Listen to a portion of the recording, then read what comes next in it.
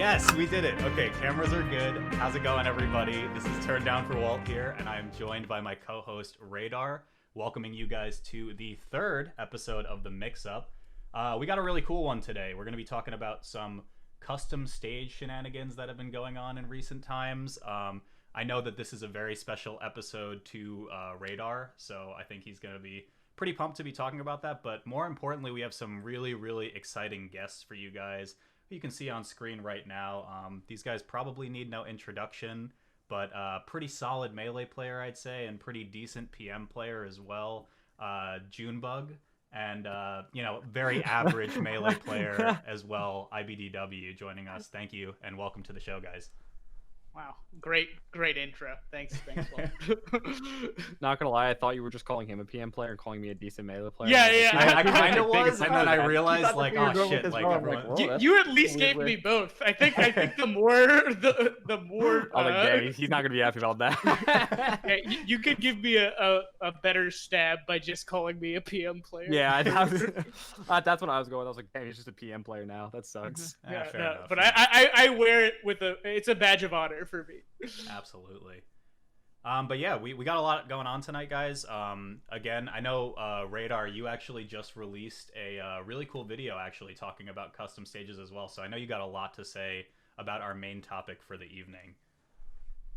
Like I think with all my videos, they're still video essays. So like some of the positions I argue might not always be positions I hold.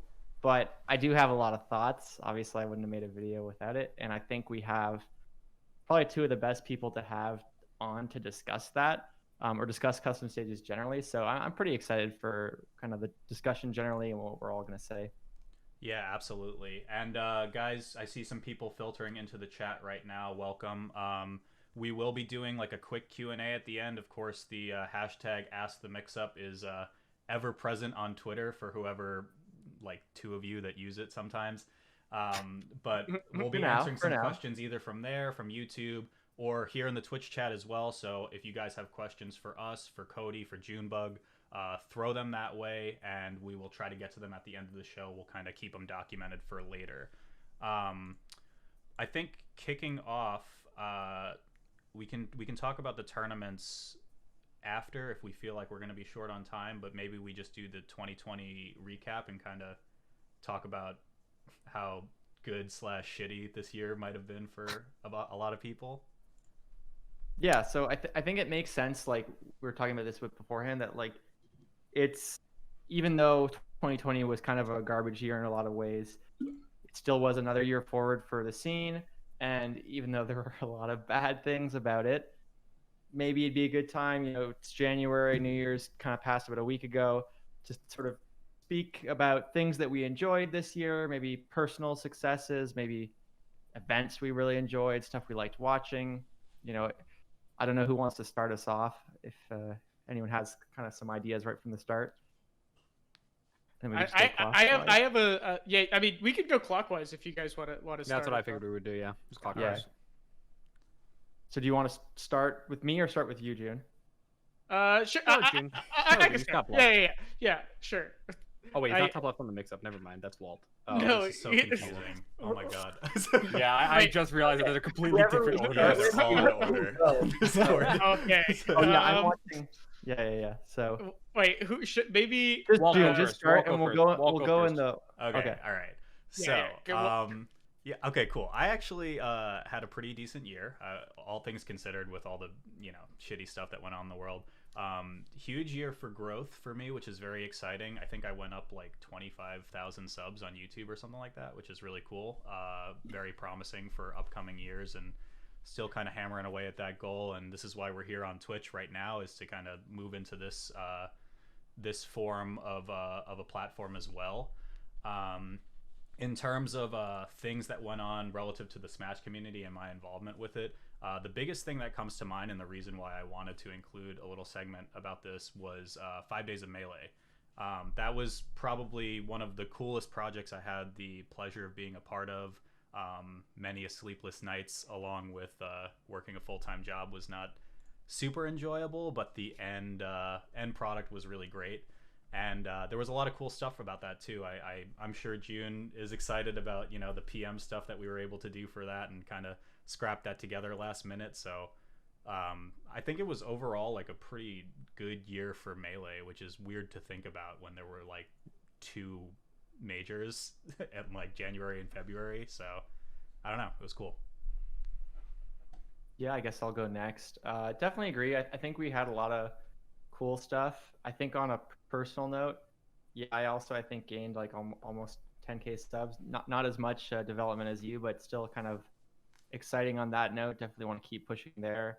Kind of a random one, but I had a sort of side goal to do music for a tournament trailer at some point, and I guess I kind of did that with the 5 Days of Melee thing. So Dude, that's not where that's not the kind of music I thought I would be making. Like I thought I'd be making some kind of real banger thing to get people hyped. And I guess broadly speaking, it could be considered that. But that was a cool personal milestone. I think Slippy coming out was super exciting. That was not something I had expected. I think Genesis was super good. 5 Days of Melee, of course, I was involved in as well. That was kind of first time commentating more frequently. I guess I had commentated a bunch on a couple of side events, but I did like that a lot more. So I would also say it was a pretty good year in spite of everything else. I actually forgot June? that you and me did Untitled, because that was during this whole situation too. Yeah. As a quick Well, that's when I little first started aside, doing it. I did it, which I miss so much. Like I know Save as Untitled is not looking to do tournaments and stuff as much anymore, but those were really, really fun events just generally for me. So, but yeah, June, you want to go next? Yeah. So in light of keeping it positive, because there was a bunch of negative in the world and also the Smash community, I am going to focus on the positive. Sure. So I also had a good year for YouTube. I started YouTube stuff like this year. I like took a long break with like I had made like PM guides and like various like random YouTube content in the past, but this year I actually sort of put my nose to the grindstone and had really good growth. I think I had like 3,800 subs this year, which is good for like first year, like actually like starting it's to grind. definitely exponential. So No, I'm super excited, and I'm creating content I care about and like trying to stay involved in the Smash community in a way that's sustainable for me. I finished all my master's coursework. That's pretty cool. That's excellent. Hopefully they give me my degree, but that's a different that's a different issue. Was happy to see my friends do well in Melee and in other games. You know, Zane and Cody and a lot of MDBA players are doing well.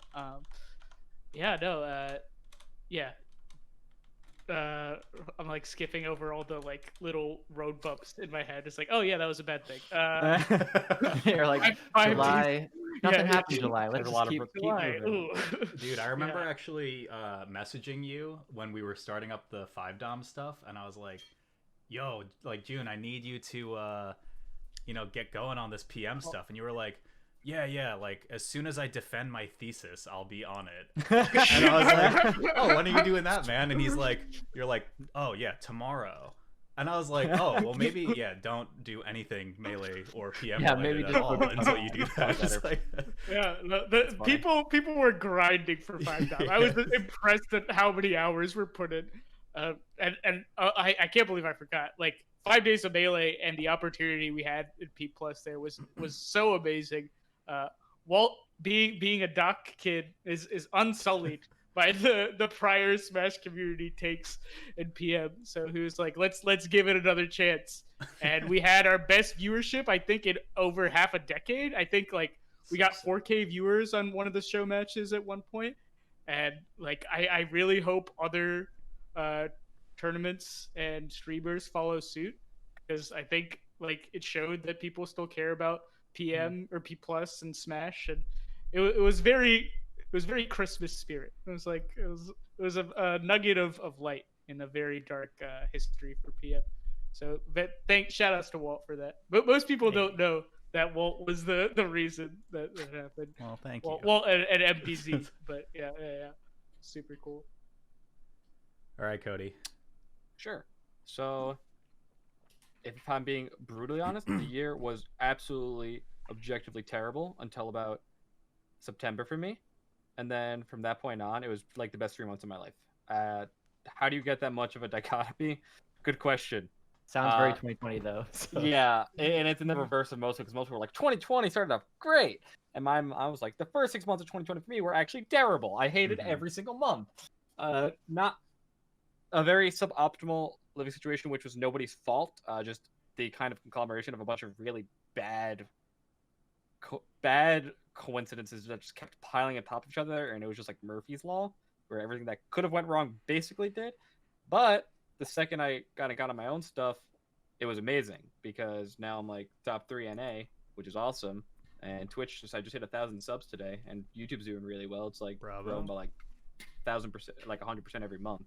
So last 3 months have been amazing. Everything before that was garbage for me, but I'm super happy now. I'm actually the happiest I've ever been in my life. I feel guilty because everyone's like 2020 sucked, and I'm like, I thought it was great, and I feel really guilty, but there's not much I can do about it. But yeah, no, I'm super happy with the way my year as a whole turned out, because even the parts that were bad was paved the way for like a lot of personal growth that I kind of had to get over at some point, and so even with that, it was still like very necessary. And so I love 2020 for me personally, and I'm barely affected by COVID, which I'm thankful for, but it's awesome. I do want to travel. Like great to hear. I mean, like, who doesn't want to hear that? You know, you're happier than ever. That's fucking awesome, man. Yeah, that's really good. Absolutely. Yeah, I have nothing to complain about. Speaking of IBDW subs, part of the reason that we are doing this podcast today and our main topic is actually because you have a subscriber tournament coming up pretty soon, right? And happy almost birthday, by the way. Thank you. Yeah, so it's on my birthday. So it's a week from tomorrow, and it'll be on my birthday, and I'm going to get super drunk and be on commentary, and it's going to be great. And probably 20 people are going to be mean to me, and I'm going to be like, ha, I don't care, it's drunk on my birthday. Dude, so it sounds really fun. Yeah, I'm going to have a great time. I can't wait. Do you post this to YouTube, by the way, Walt? Yeah, the Mixup goes on Radar's YouTube, yeah. Oh, I was going to say, you can make like a community post to get anyone from your subs, because you have a bigger YouTube platform, to get them to come over here and watch. Yeah, I would make a YouTube community post right now if I were you. Just get some extra people in. Right now. Do it right now. Shit, man. Fuck. Listen, as the person who got him to use Twitter, I think I'm allowed to give him this advice. Cody can be my social media manager from here on out. You don't want me as manager. I type some things I know you can do. If you see my Twitter, you don't want me as your social media manager. That would be the funniest, like, top player bio. It's like, top player for Panda. Social media manager for me. I kind of want to put it in there as a meme what an upgrade. Just to fuck around. I'd be so down. Okay, anyway, while I begrudgingly do what Cody demands of me, I feel like we have a little bit of time to maybe kind of recap some of the cool things that have been going on here. Namely, there were 2 online events that had like over 300 participants, and they were like region locked too, or something like that. Or kind of region locked. I don't know if Xanadu was, but HNC was, I'm pretty sure, and that is pretty insane to me. I don't know if you guys caught any of that, or if there's anything that really struck your attention from either of those events. But I think just the sheer number of entrants alone is pretty crazy. Yeah, I'm sure people finally could see how good J-Mook is. I've been waiting for that for years. J-Mook is sick. If anyone knows me, I've literally been hyping this kid up for like 2 years, and I'm just so happy that finally people got to see him. It's like, and I kept saying on Twitter, like, this kid's sick and like really fun to watch. I'm like, I know. I'm trying to tell you that for years. It's been so long since we've had like a sick Cheek. Yeah. Because, I want to give a shout out to so for people who are in chat who are looking for like other podcasts to listen to. I know like Melee Stats kind of came back with 5Dom. There's Analog who is kind of like inactive, and I think Cody, you're actually doing one with Leffen pretty soon. Yeah, another sub goal for it. We got to schedule it. And then 6-4 is kind of like whenever there's a full moon and Mango's awake or whatever, I don't know. But the Wannabes podcast actually does a lot of really, really cool interviews with players. They do kind of like progress talks with other people, and they've been kind of like secretly getting these calls with people before they have these breakout performances. So I believe they actually have a 1v1 with Jmook as They do, well. yeah. And it's like really cool interview. Like they get all these people like before they have these insane come ups and everything like that. So if you guys are itching for more podcast content for your commutes, whatever you guys might be doing, definitely check the Wannabes out as well. Double vouch, they're two of my good friends from when I came up in Tri-State. JD was one of the hosts, and Wasabi, actually both of them played Melee in Upstate, which is where I started. So they've been good friends of mine for like 5 years, so big vouch for them. Yeah, I didn't know those guys were doing the podcast. That's cool. Yeah, absolutely. In all right, terms anyway, of someone else talk, because I just posted the thing on YouTube for you, Cody, so I hope that pleases you. Yeah, Thanks. I was gonna talk a little bit about Xanadu because I was commentating that event.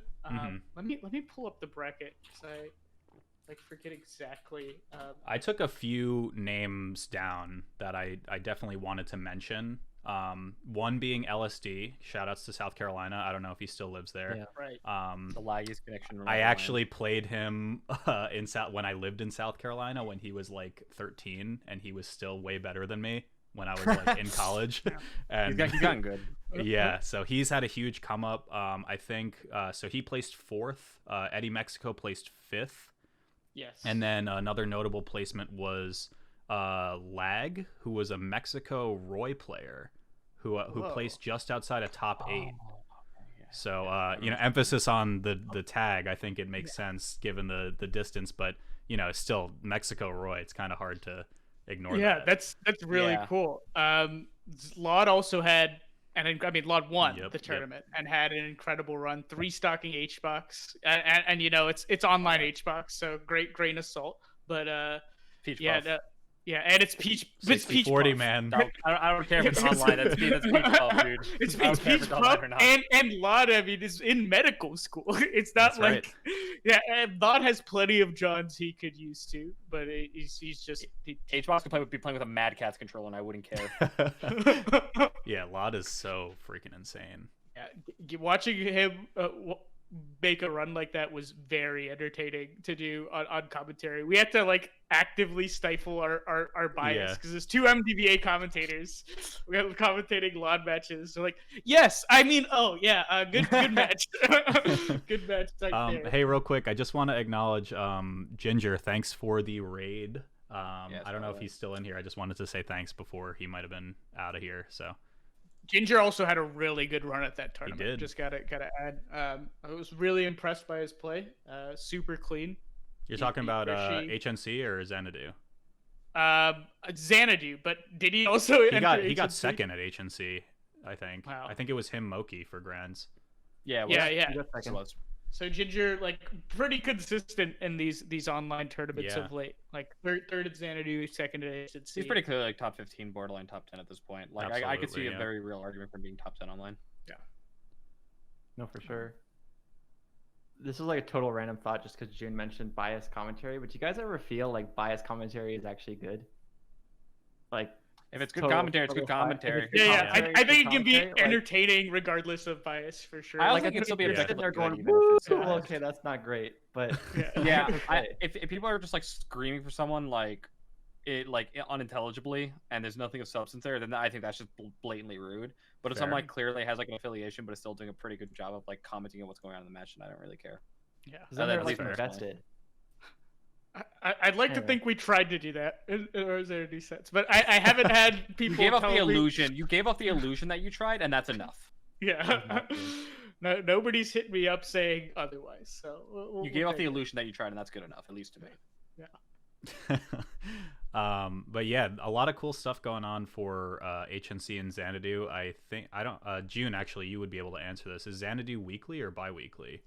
Yes, Xanadu is monthly. Weekly. Okay. We're doing it every Wednesday. This first one was pretty big because we had a pot bonus, but they're free to enter every Wednesday, and you get a chance to show your friends up on the VGBC stream. So I think this week we had around 100 some entrants. Nice. Okay. And it was pretty entertaining. LSD actually beat Hacks in winners finals, and then Hacks won in 2 sets, 3-1. But man, that it was. Wait, where was this?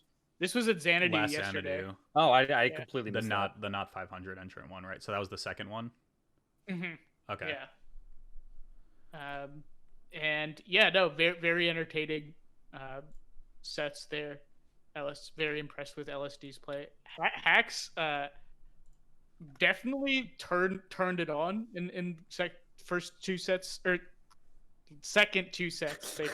Yeah, first game it was game 5 and like very close, I believe, in winners finals, and LSD clutched it out. But then Hacks actually kind of went off in grand finals. There was a couple of rage quits from LSD.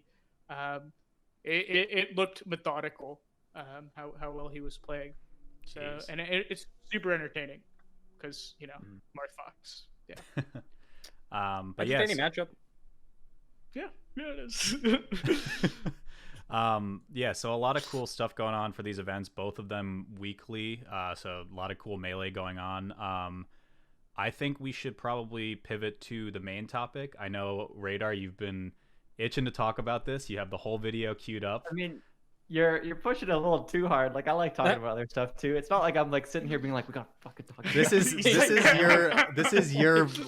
is your topic, man. Like, I just think it's something that people need to actually dedicate some time to with community figures in a conversation. Like, I got a comment today that basically said like it's frustrating people only talk about this stuff on Twitter, and I don't totally agree with that, but I think like there is something to be said for some of the discussion is like had in these spaces that maybe aren't as public or aren't as easy to kind of keep track of. Maybe if you kind of were to ask someone, what do top players in the scene think of custom stages, it might be hard to answer for certain people. Like they might go, oh, I saw IBDW did a bunch of videos on it and he's hosting a tournament, so he's probably not like screw custom stages. But what does what does HBox think about it? I don't really know. And so we still will not know that by this podcast, but you get what I mean, trying to kind of throw it to a public forum. Yeah, so I'm going to move over to our other layout where we have a few sample stages, I guess, in mind. So I guess, Cody, if you could tell us, I guess, do you have a stage list set up for this event? I do. So I guess you can kind of yay or nay if any of these images on here are going to match with what's going on for your event. I believe this is the flat zone one, right? I have pretty not comprehensive, but like I definitely have initial opinions on all of these stages so far. Yeah, sure. How I wanted to do it was basically at a certain point we'll literally go stage to stage, talk about our thoughts. But I think we can start off by saying like how you're kind of approaching the tournament. You can kind of introduce that, and then maybe just talk about on a general level kind of what are some of the arguments for and against it. How do we feel about that before we get into kind of should flat zone be legal or is flat zone a good stage? More just kind of and also topic. We're not going to actually have an answer yes or no until we actually test it. Exactly. Yeah. Answer immediately. So I want to like preface anything I say. I'm not claiming to be objectively correct, nor am I claiming to be like an authority on this topic. This is just my opinions. I am very glad you said that, Cody, because that is something I definitely wanted to. We'll talk about that. I am not an authority, and this is not like don't take anything I say as matter of fact. These are my opinions and my opinions only. Yeah. I was referring specifically as to the testing. Like we haven't tested a lot of these stages, and there's like a long process to sort of like figuring out what stages will be viable in competitive play. I think a good place to start it off actually is with you, June, because I think part of the appeal we wanted to have you on for is the PM angle of everything. And right. You know, Project M has like 50 billion viable stages that they go through, and it affects a lot, right? Like it changes how your pick bans are, it changes your counter picks. I think you get like 2 or 3 counter picks per game now. I don't know if you have like DSR enabled still or anything like that. So I'll just explain the PM stage list real quick. I think it's 10 stages right now. 5 neutrals and 5 counter picks.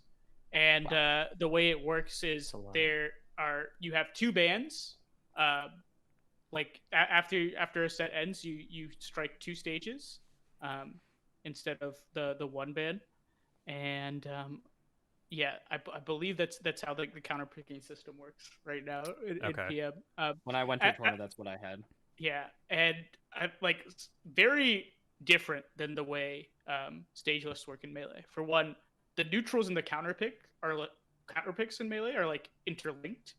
Like FD's a neutral, Dreamland's a neutral, Yoshi's a neutral. Even though these stages, like some wouldn't consider neutral, Right. but we have 5 neutrals and 1 counterpick stage. So that's an important thing to consider in making a stage list. Is like, how many stages do you want? Like, how do you want the banning system to work? Because that's going to dictate a lot of the meta as well. Yeah, and a lot of these stages like took some elements from PM, which I liked. But yeah, I'll get into that when we go over the stages specifically. Yeah, so I think as like a general question about all the stages as a whole is kind of like the PM approach. Is it like, is adding stages to a competitive rule set, is that almost too much of a good thing? And what I mean by that is, like, again, like for PM, you added a counterpick, right, June? And then you have multiple counterpick stages, but you have the same number of starters that Melee has. How does our rule set get changed if that's something that actually has competitive integrity moving forward? And is that something that's even viable for us to do in the first place? Yeah, so that's an interesting question. I think in order for the Melee community to like want to expand the stage list and sort of have like a 2-man like neutrals and counterpick system, they would have to really look at a stage and be like, okay, what is a neutral? Like, what is this stage okay to have on a starter? Because in PM, FD isn't a starter. We're like, yeah, this stage is very polarizing. And neither is Dreamland and like WarioWare. Cody's cringing. A lot of the stages that offer a significant advantage to certain characters, they're not considered neutral. The neutrals are like, some characters will have an advantage just based on the way stages are built and like blast zones and ceilings and whatnot. But yeah, I think right now the way the Melee stage list is structured, in order to think about it like in terms of separate neutrals and counterpicks, there'd have to be like a really intense discussion about what a neutral stage is. So I think a more foreseeable option with Melee is like making sort of the more like agreed upon stages that are counterpick levels, like Dreamland and FD counterpicks, and then filling in with like some of the neutral stages that people have tested. Like I know what's the one that's like kind of Metal Cavern, like is this the platform in the center and then a flat down? Jungle Japes, yeah. I Best stage in that stage list, IMO. I actually think that stage is amazing. Yeah, I think that format's pretty good. I think if they have like a Smashville style stage, it's pretty neutral. Yeah, agreed. Big Smashville fan. So that's a method I could see the Melee rule set moving through, because I think like introducing a lot of stages, it might give people a little bit of like shock. It's like, whoa, what happened to my Dreamland or something?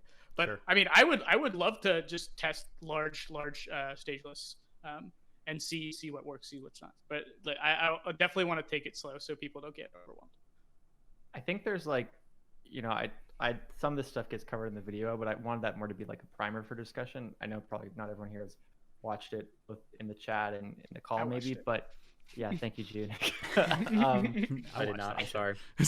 No, it's not a problem. I think also one of the things maybe that would be like a good thing to start is, so the way I structured my video was kind of like talking about some of the common arguments, and I think the one that gets brought up probably the most, it's in these show notes that Walt has, is kind of this idea that if you change something in Melee, who's to say that it won't, next week we'll have Fox have a 2-frame shine, and next week Marth will I have hate that a argument small- for the stages. I think that stages Slippery that slope, argument for stages drives me man. It's crazy. literally a slippery slope fallacy. It is like Everything's, one of everything's disagree with falling you. out of place. But we got a It pretty drives visceral me reaction crazy. from Cody, so speak to why you hate it so Yeah. much, because I hate it Because too. because you can define clear parameters to define exactly what you're doing. Changing a stage list, you can clearly say, okay, we're modifying the stages in which we can play the game, and that doesn't necessarily have to lead, if you define it properly, to I'm going to change character frame data, because you're not changing anything about the characters. You can change the stage list without changing characters.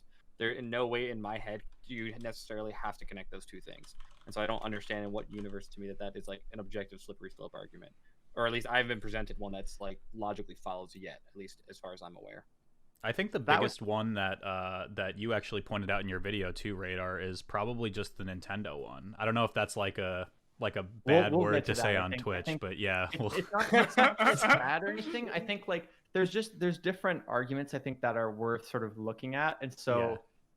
to me, if anything, the Nintendo argument it's still interesting, but it's almost less interesting because really it's one of those things where yes, okay, this arguably does make us more kind of susceptible to backlash from Nintendo, and yes, there are some counter arguments that like we already have Frozen Stadium, and I know I mentioned this. I don't know if Cody was on the call yet, but I saw that you said on stream that there is some differences between if we added in like totally new stage assets versus modifying existing ones. I don't know. Legally, there's a gigantic difference. Okay, yeah. So like there's some kind of interesting discussion there, and maybe we get there. But I think first, speaking about this kind of slippery slope idea, which is it is what it is. It's for those who aren't familiar, a slippery slope fallacy is basically like, you know, hey, we start having plant-based meat. What's to say that we aren't eating dog shit tomorrow? And it's like, what the fuck? Like, those two, Yeah, no, have, it That's doesn't probably make the sense. perfect way to And describe well, it. logically, Yeah. that follows just as well. Like to Yeah. me, logically, that follows just as well as the other argument. It's completely irrelevant to me. Mm-hmm. That's the thing. I think one of the things that I didn't bring up in my video that I realized I really do want to talk about, and I think, you know, you guys are the perfect people to talk about this, is I feel like one of the biggest differences is that we as a community have basically a lot of experience evaluating stages because we have played on them so long. And when you compare character changes, that's something that we have almost no experience outside of if we've ever played PAL before. Okay. You can say, you can say that PM is a thing, and I agree, like that is still relevant. But like, I think people have this idea that like if we were to ask Cody, for example, what would it be like if the tournament list was, you know, you running jungle japes? He'd already have some thoughts. If we ask him, like, once we get to the breakdown of stages, he's gonna say like, oh, I like this, don't like this, and there's some stuff I don't know until I test. But if we said like, what would happen if we added an extra frame on Fox's back air? Like, he's not going to be able to give you a laundry list of all the things that would change because it's such a complex change, right? Like, and you don't have that experience. Whereas you can say like, I know the difference between a Battlefield platform and a Yoshi's platform and stuff because I've played on it and I've played on other stages. So kind of that, if that kickstarts any thoughts with you guys, I'd be interested to hear them. I think that also stage balancing is going to be harder in Melee for not harder. It's going to be still different than even in P+. And this could be a completely wrong point, but at least to me, I think that stage list in this game is going to be you're going to have to focus on different things. So P+ has how many characters? Like 30, 42. You introduce a stage into Melee that, let's say down the road we did, that gives two characters a massive advantage. You're talking about 1/4 of viable cast. Right. So you're gonna have to look much more acutely at how what characters benefit from the stage, how many characters benefit, if it's gonna be just a gross counterpick for like 1 or 2 characters, because that could actually be like a very significant issue down the road. Whereas if FD, it's like or not FD, sorry, in P+, you're going to have stages where people are gonna bad counterpicks, but you have a cast of 40 characters, you can't cater to all of them. It's just literally just impossible. So I do think that's an important, like almost the important thing when considering how to design a stage, like for competitive play at least. Like we want to make sure no character has an extremely abusable strategy for it. That's part of the reason I think at least in Melee and P+, walls are so frowned upon. It's like walls inherently aren't that bad, but Fox can do Waveshine Infinite on them. Like, you know, that's the consideration most people have when they're like, oh, why are walls bad? It's because this Infinite. But I think the thing is like how do we find out that stuff outside of theory crafting if not by running events like what Cody's doing? Like you have to I don't think kind there's of put it anything wrong into with running the practice. events. Yeah.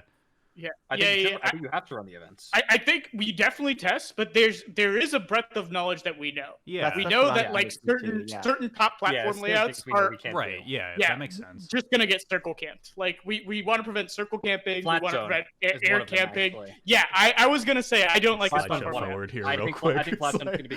I think Flatstone's gonna be garbage. Get rid of that for one. I'm gonna use it because I have to, but I think that can be terrible. Yeah, for kind of- it has potential to be an extremely degenerate. Actually, state, I think. curious about flat zone. Wasn't there someone that said that like does it maintain the same flat zone physics? It's still as... the Z-axis change, yeah. It does. So- And so that does even change not some even considering stuff. that. Yeah. Okay. Fox's Yeah. down tilt comes out a frame faster than normal. Yoshi's grab comes out a frame faster than normal. There's like a bunch shit. of weird jank stuff because Yeah. of the Z-axis. It's I don't know not how it comparable to works. the other I don't stages, know the like- laundry list, but I know that the Get it out of Z here. Get it out of here. Yeah. Ban- Oh wait, I Little did ban spoilers I for did what's ban ahead. flat zone. Never mind. I 100% banned flat zone. Okay, Yeah. that's what I was Z-axis gonna stuff I say. couldn't get Yeah. past. Yeah, the Z-axis stuff I couldn't get past, so I banned it. Yeah. Thank you. I chat. think just to touch on what you guys were saying, like that's kind of what I mean. That I think, and this isn't supposed to sound like competitive gatekeeping or something, but I think with some people who maybe don't have as much experience in the game or haven't followed the scene for as long, is they don't realize that like yes, everyone on this program would be advocating for like significant testing and stuff before it was implemented, but also some stuff actually is kind of obvious. Like Yeah. if you play a game and it's like, oh look, there's walls, even like the slanted edges on Peach's Castle, it's like, yeah, slanted same edges as, are not really good. What was the one? Great Bay. You can infinite on the. Okay, well, don't on even the get me. turtle. Don't like It's Great Bay is yeah. Great Bay- I have people a use clip Great of Bay. me testing that. Not only can you infinite there, I wave shine someone in the No. infinite, and he just fell through the turtle head. Oh, nice. Yeah, Like all the turtles completely there. Like he was 100% Definitely there. keep I that could probably one. get the clip, and I literally just started laughing my ass off. I'm like, okay, we're not using this stage. That's for damn sure. well, it says like not competitively viable, and like there's a description for it. So I think that's the thing is like people who made the stages realize some of the flaws. Like it's not designed to be a competitive list, which again everyone knows here. Yeah. And it's also like there are some things like if you play Melee long enough, you'll go like, oh, yo, Peach can't jump to that platform. Like basic stuff. Yeah, that's yeah. Like, Yeah. what the hell did she do there? So I think that's Poor where some Peach. people miss that. Yeah, poor Peach. Peach is actually a gate, like a big factor for me for a lot of these stages of how she gets Yeah, that she thing. cannot catch Fox on Yeah. 90% of these stages. And also like Congo Peach versus Ganon is how we determined Yeah. that. It's like, oh yeah, certain stages can get air camped really bad. I would pay to see Armada try to be the top 50 Fox on that Mute City layout because he wouldn't be able to. He would not catch them. Like it has nothing to do with like skill. He literally would not be able to catch them. Yeah.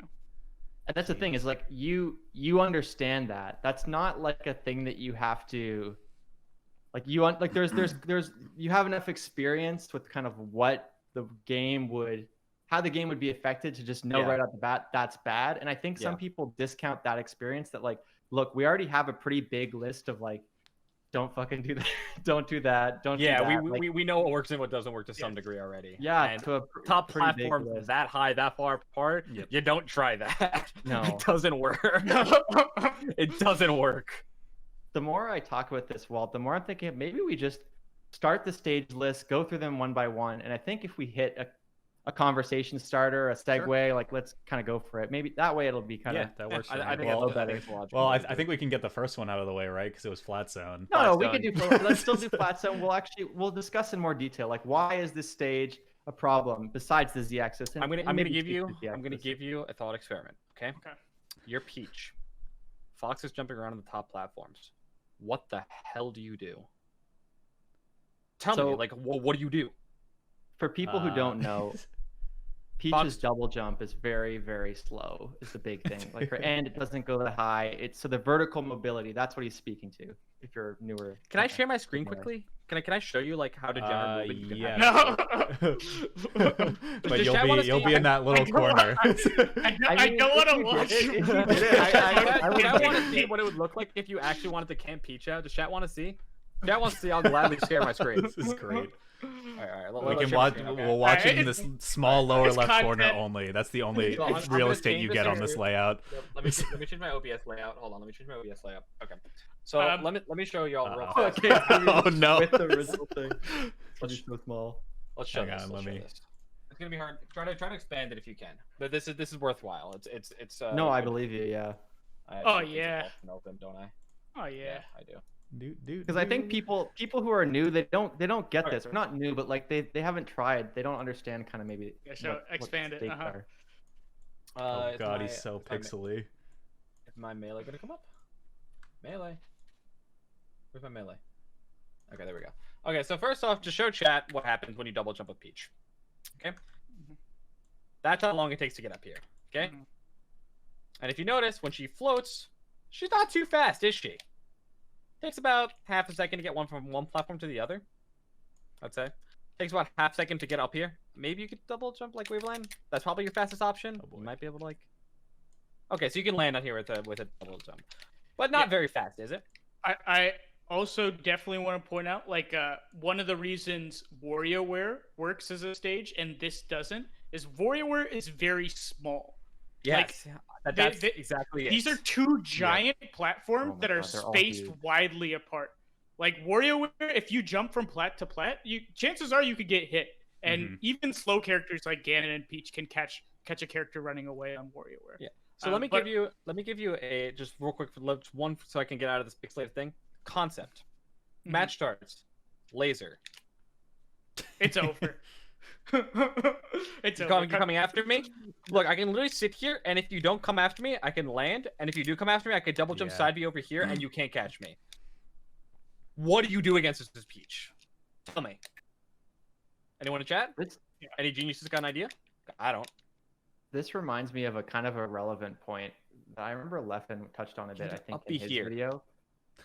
I could Is- up B and I could go down if I wanted to. Alright. Like you can't do anything. Oh, we get it. We God. get it. Cut the video. Cut the video. So I touched on this a bit in my video as well, but I think there's an idea that is still, I think, somewhat correct that like you can make tweaks to the game's balance by changing stages. I still believe that's Yes. true, but what I think people miss, and Peach is probably a perfect example of this, is when you change a stage, in my view at least, and maybe I'm wrong, correct me if I'm wrong, you are like enhancing or like weakening a character's existing strengths. Whereas the reason why that slippery slope argument is so weak is you are like if you change Fox's shine to like frame 2, very or if you make Peach's jump higher, like that's quicker or higher, like that's very different than a stage that just like doesn't give Peach a good option. Like that's just sort of highlighting a weakness. Mhm. And while both affect balance, like the reason why Fox or Falco or whatever are such good characters is kind of like their toolkit and how it interacts with the stages rather than like stages themselves. Like, do you guys want to speak to kind of that distinction or whether you agree, disagree? I might not be articulating it super well. No, I think you're right with that. Like stages and characters are both unique systems, but like they're chaotic systems in that like one change can influence so many different things in the way like either characters or stage play. And we have determined that like we as a community do not want to alter like the characters in Melee, but like there's still this other system that like we haven't really thought about that much, at least in the current community, which is stages. Like stages can affect the meta a lot, and you know, Radar, I know you have a video on this. Yeah. As well, yeah. I have 2 and- videos now, so double. Yeah, no, and I think it's really important. Like, I just like when people think about Smash. Like, I like analyzing like Smash. Like, why is this platform layout good? Why is this set up? Why do we play this way? And like, digging into the history and like, I also think there's a lot of room for improvement. We haven't been doing it that long. I think PM and Rivals and other sort of stage mods have a history of testing, but Melee really hasn't tested custom stages, and I think it'd be really interesting to see what sort of unique system we could come up with. Yeah, I know that you mentioned the whole "if it ain't broke, don't fix it" type mental for some people, which I understand, and that makes sense also. But I think for me personally, as more less of a good player and more of a good spectator of the game. I enjoy seeing fresh takes in a game that has lasted for almost 20 years, you know? And it's great. Like there's infinite possibilities with the current set list that we have, but it's like if there's an opportunity to expand that and kind of give even more freshness to this game, I mean, I don't see why you wouldn't want to try it. Yeah. Again, also the best time to do it right now. Yeah. We don't have in-person Yeah. tournaments. It's not like you're going to be flying across the country to test out some random stage list. Like, Yeah, why not try it? online is great in that it's super easy to implement. Like we're having we're having custom stage tournament right now. Exactly. Yeah. Download the files. Done. I'm having one in a week. I'm actually seeing, because Junebug, you mentioned Rivals as well. Adam Kara in the chat, big Rivals of Ether creator as well, mentioning that Rivals has too many stages. So I love the idea of doing it slowly with Melee. I did say that earlier on, Adam. I just want to point that out. But wanted to throw out some shout outs to the games that have been testing stages. For sure. I'm writing down any good questions I see, by the way. Yeah, good yeah. idea. I saw that.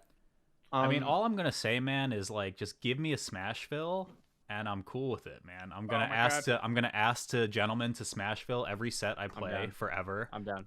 And I if they love say no, Smashville. then we're gonna go there anyway, and I'll get DQ'd, and it's fine. But I have been playing on Smashville for 12 years. You have no idea how much I'd love That's to true. see Smashville in Melee. I like the way the Yeah. Smashville. We'll talk about it when we get there, but I really like something they did with this Smashville in specific. There's a part of it that I really, really like. And we'll So talk about it when maybe- we get there. yeah, Why like, you don't want we, to since move on? we have a flat zone on it, Yeah. let's just, I think if we had two little numbers we wanted to give it, I think it might be useful to give some feedback. The two numbers I care about are from 1 to 10, how close is this to competitive viability? Which for this one, I'd probably say like 1 out of 10. Like it's not It's a lot close closer at than all. you think. It's a lot closer Okay. than you think. It's just All the right. current stage list is the current way is unplayable. But if you make it smaller, Yeah. it's actually an amazing stage. Yeah. Literally just make Perfect. it shorter. So yeah, maybe you're right. And then the second one would be, how fun is this stage? If for the people who have played, have you played on these? I forgot to ask. I you, but- haven't actually. I was meaning Okay, to yeah. before this, but I want. Yeah. You know, life got in the way. So maybe Walt doesn't get the fun factor, or you can, but like Yeah. you have. It's easier I if mean, you I have try it, but- experience from PM, which I think is kind of transfers a Yeah, little bit. for but... sure. I guess it also how fun would it be if you're getting camped by a fox as Yeah. Oh yeah, opposed to you're playing I can Fox give you it Kids on through this the lens stage. of a washed up Mario player that I probably would God. hate my life being on this stage. So it's like, So around the circle, or June, why don't we just start with you? Out of 10, those two numbers, what would you give it off the top of your head? Okay. I mean, it's not viable right now. Yeah. I don't know how. So I'll just give it a rating right now because like I don't know how to rate something for its If potential. the system doesn't work, you can change it. Like Yeah, maybe it's yeah, a bad rating. So yeah, right now, I think it's 1 viability because it's not viable. Mhm. Yeah. I would not not use it. close still, Yeah. but had some. Yeah. The quad platform layout, the Z-axis stuff, it's just not a great one. Fun. If people are scrapping on the stage and they're not camping, it could be fun. There's some potential for like extending combos, and I would be interested to see how Z-axis stuff affects like weird yeah. things in Melee, but I wouldn't want it to happen to me in a tournament set. So maybe like a 5 or a 6. Fun. Cool. Cody? Yeah, 1 for viability, but literally like 1 change to the length and it becomes like an 8 or a 7. As far as fun goes, I play Fox, so it's very different. I think it's like actually super fun. Maybe like a 7, maybe an 8. But as someone in chat pointed out, sick double stage. Sick I was double actually stage. gonna Yeah, ask, yeah. I don't, No, Yeah, we it- can talk to Double that as stage. well. Great. yeah, double I don't stage. want to Actually, really derail love too the much double stage. from just looking at stage by stage, but I didn't know if that's something we wanted to consider as well if we're talking about, maybe competitive viability in the future. Like, is there a world where we make a double stage list also? Yeah, I mean, there's precedent. We down. already don't play with FOD in doubles. Like we Yeah. have segmented stage lists slightly in doubles. I think PM has like 1 stage or 2 that they add for doubles, like that are slightly bigger than you would want for singles. So there is precedent. It's just We also kept Congo for a while, a lot Yeah, longer for than it was sure. banned in singles. yeah. That was I fun. actually went to events that I'd be down. still had Congo. I Yeah, played I on mean, Congo as I want to recently keep as be the down. focus on like stage by stage, but like I do think that doubles is a format that absolutely could use it because the stages are already kind of like limited as it is. The stages are bad for doubles. Yeah, it's Yeah. just kind of it's rough. So I don't really know. I mean, like custom stages, it's a great location to have them sit. Yeah. You know, if people are against it for singles, then fuck you, put them in doubles. I don't know. yeah. Doubles definitely needs a revival. That's a Yes. future mix-up episode with Yeah. QFAT and the Yep. Brotherhood. You know, we gotta get that going later. But, Yeah. let's move on to the next stage. I think we want to, for the sake of time, Mhm. let's go to the next one. These are just kind of two comparable. Everyone, I think I have two images just to kind of give some idea of like if this one actually has a couple because the platform moves. So if anyone hasn't Yeah, seen this so already, I think this is the short version of the Smashville, right? With the moving platform, while Congo is the one that doesn't move in the Static, middle. yeah. Is that right? Yes. this moves up and down is the big Oh, difference. So okay. so how do you guys feel about it moving up and down? Don't really like it. I don't love it. I don't mess with it too Yeah. much. yeah. I like that it's stable, but I don't like the concept of a platform that's because it's so slight. It's the fact that it's the only Yeah. platform and it's so slight. It just is weird to me. It feels like an unnecessary like addition.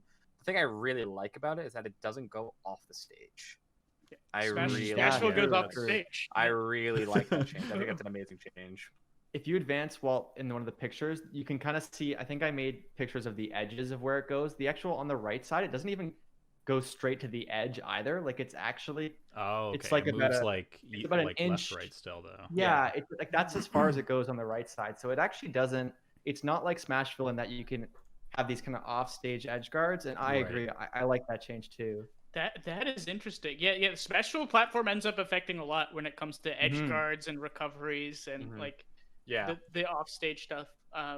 So I would be interested to see how. I mean, I don't like the up and down, and it also has walls, which Smashville doesn't have, and that's a buff to characters with wall jumps. Sure. I don't think that's necessarily good or bad. It's just a consideration. But yeah, no, with a couple tweaks, I think I like this stage. Yeah. I think same. for people who might be curious how the platform height could affect things, and if you guys have better examples, go for it. A good example would be like maybe in a certain position, Marth can up tilt a fox, and then all of a sudden, slightly higher, he can't up tilt a fox underneath the platform. Never mind, we're keeping That's it. something- Yeah, that's it. Yeah, Never mind, we're on to something. We'll just leave it at the here. height where he can't do it. We're keeping it.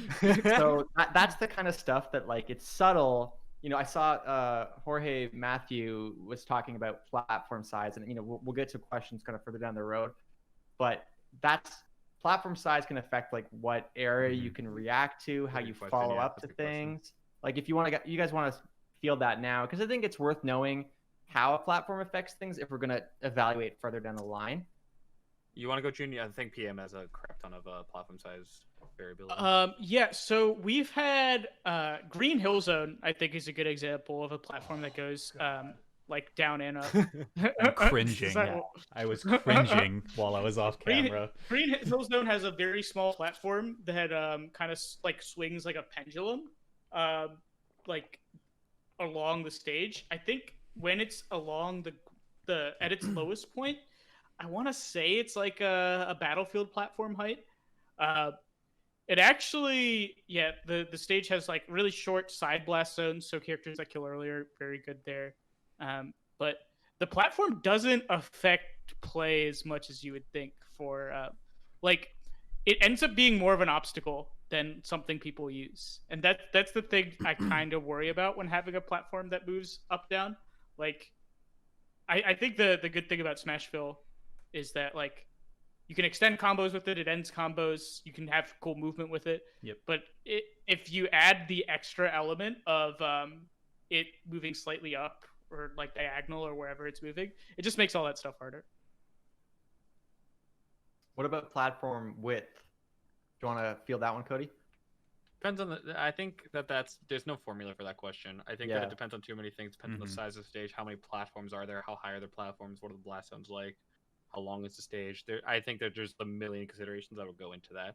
Like on a stage like, I don't know, Dreamland, you wouldn't want like super wide platforms. It would just feel weird because of like how long the stage is. It would just make it like really like weird, and it would just feel like really. It would feel like chunky's not the right word. I can't think of a good word to describe it, but it just wouldn't fit. And I feel like neutral would be a little bit more choppy. It'd be clunky. Yeah. It'd be clunky. That's how I'd feel about it. But in terms of like what's the best width for a platform, there's no not necessarily best width, but how width affects. Like, what would a small platform versus a larger one? How could that? Like an example for me would be like if you do an up air, it covers a certain amount versus not every option. Like that's an example. Marth up air. Smaller platforms, there are certain platforms, Marth up air, like Pokemon platforms, covers the entire platform. You can't do anything about it. But on certain platforms like Dreamland, he has to actually read or react depending on where it is. So a lot of moves are affected like that. Also for platform tech chases, that can be really variable. If the platform is wider, you have more options, and tech chases might not be consistent on platforms then. Yeah, a wider platform potentially introduces a lot of variability. Yeah. I think in Delfino's Secreted PM, those platforms are pretty wide, and they actually see a considerable amount of use. Not really. I think the problem that's happened before is like wide platforms that are high, and you don't want that. You have to be very, very careful when giving a top platform.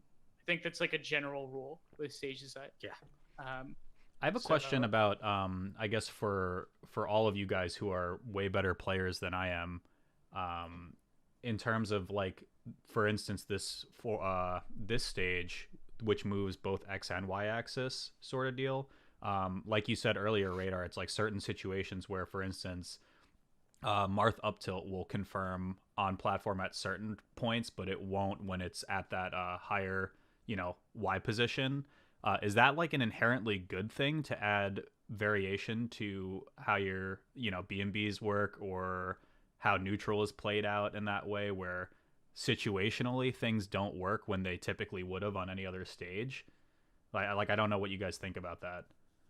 I don't think that can be objective though. Like I don't think you could say yeah, this is always good or always bad, but some people may prefer it. Like that's kind of like saying FOD platforms. Like, are they good that they move or bad? There's also the element of like, as the Melee community has sort of accepted, like I would say arbitrary amount of stage variants, like Wispy or Randall or I think those are Shy Guys. Those are like the three main examples that come to mind, because like everybody's like, oh, like when they're coming out, so it's fine. It's like, well, yes, but we were talking about chaotic systems, right? You have no idea. Nobody's thinking about the game like, oh man, I'm gonna hit him over at 7:30 and then I'm gonna waveland on Randall. It's like Randall happens to be there, and you can happen to use it in your combo game or your recovery, and in that way it is random. So there is an already arbitrary amount of random variants that we've seen in our current stage list. Right. So I wouldn't unless we want to freeze those stages, which I'm also fine with.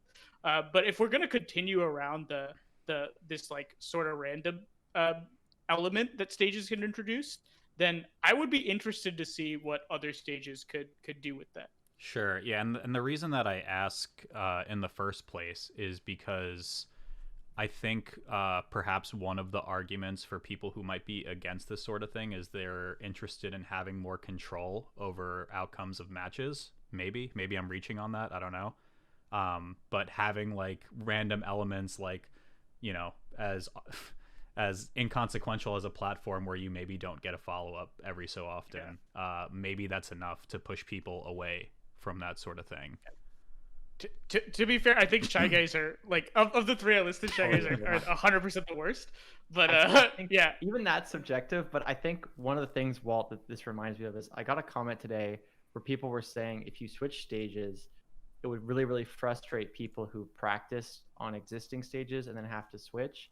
And as someone who's played a lot of Melee, I was like, I don't really think I would hear that from top players. No, you wouldn't. No, they love playing Melee. They get to play more Melee on more stages. Not even just that. Like obviously there's some kind of like, okay, yeah, you sort of get the feel for if I jump here and then double jump, now I can waveland and it'll feel a certain way.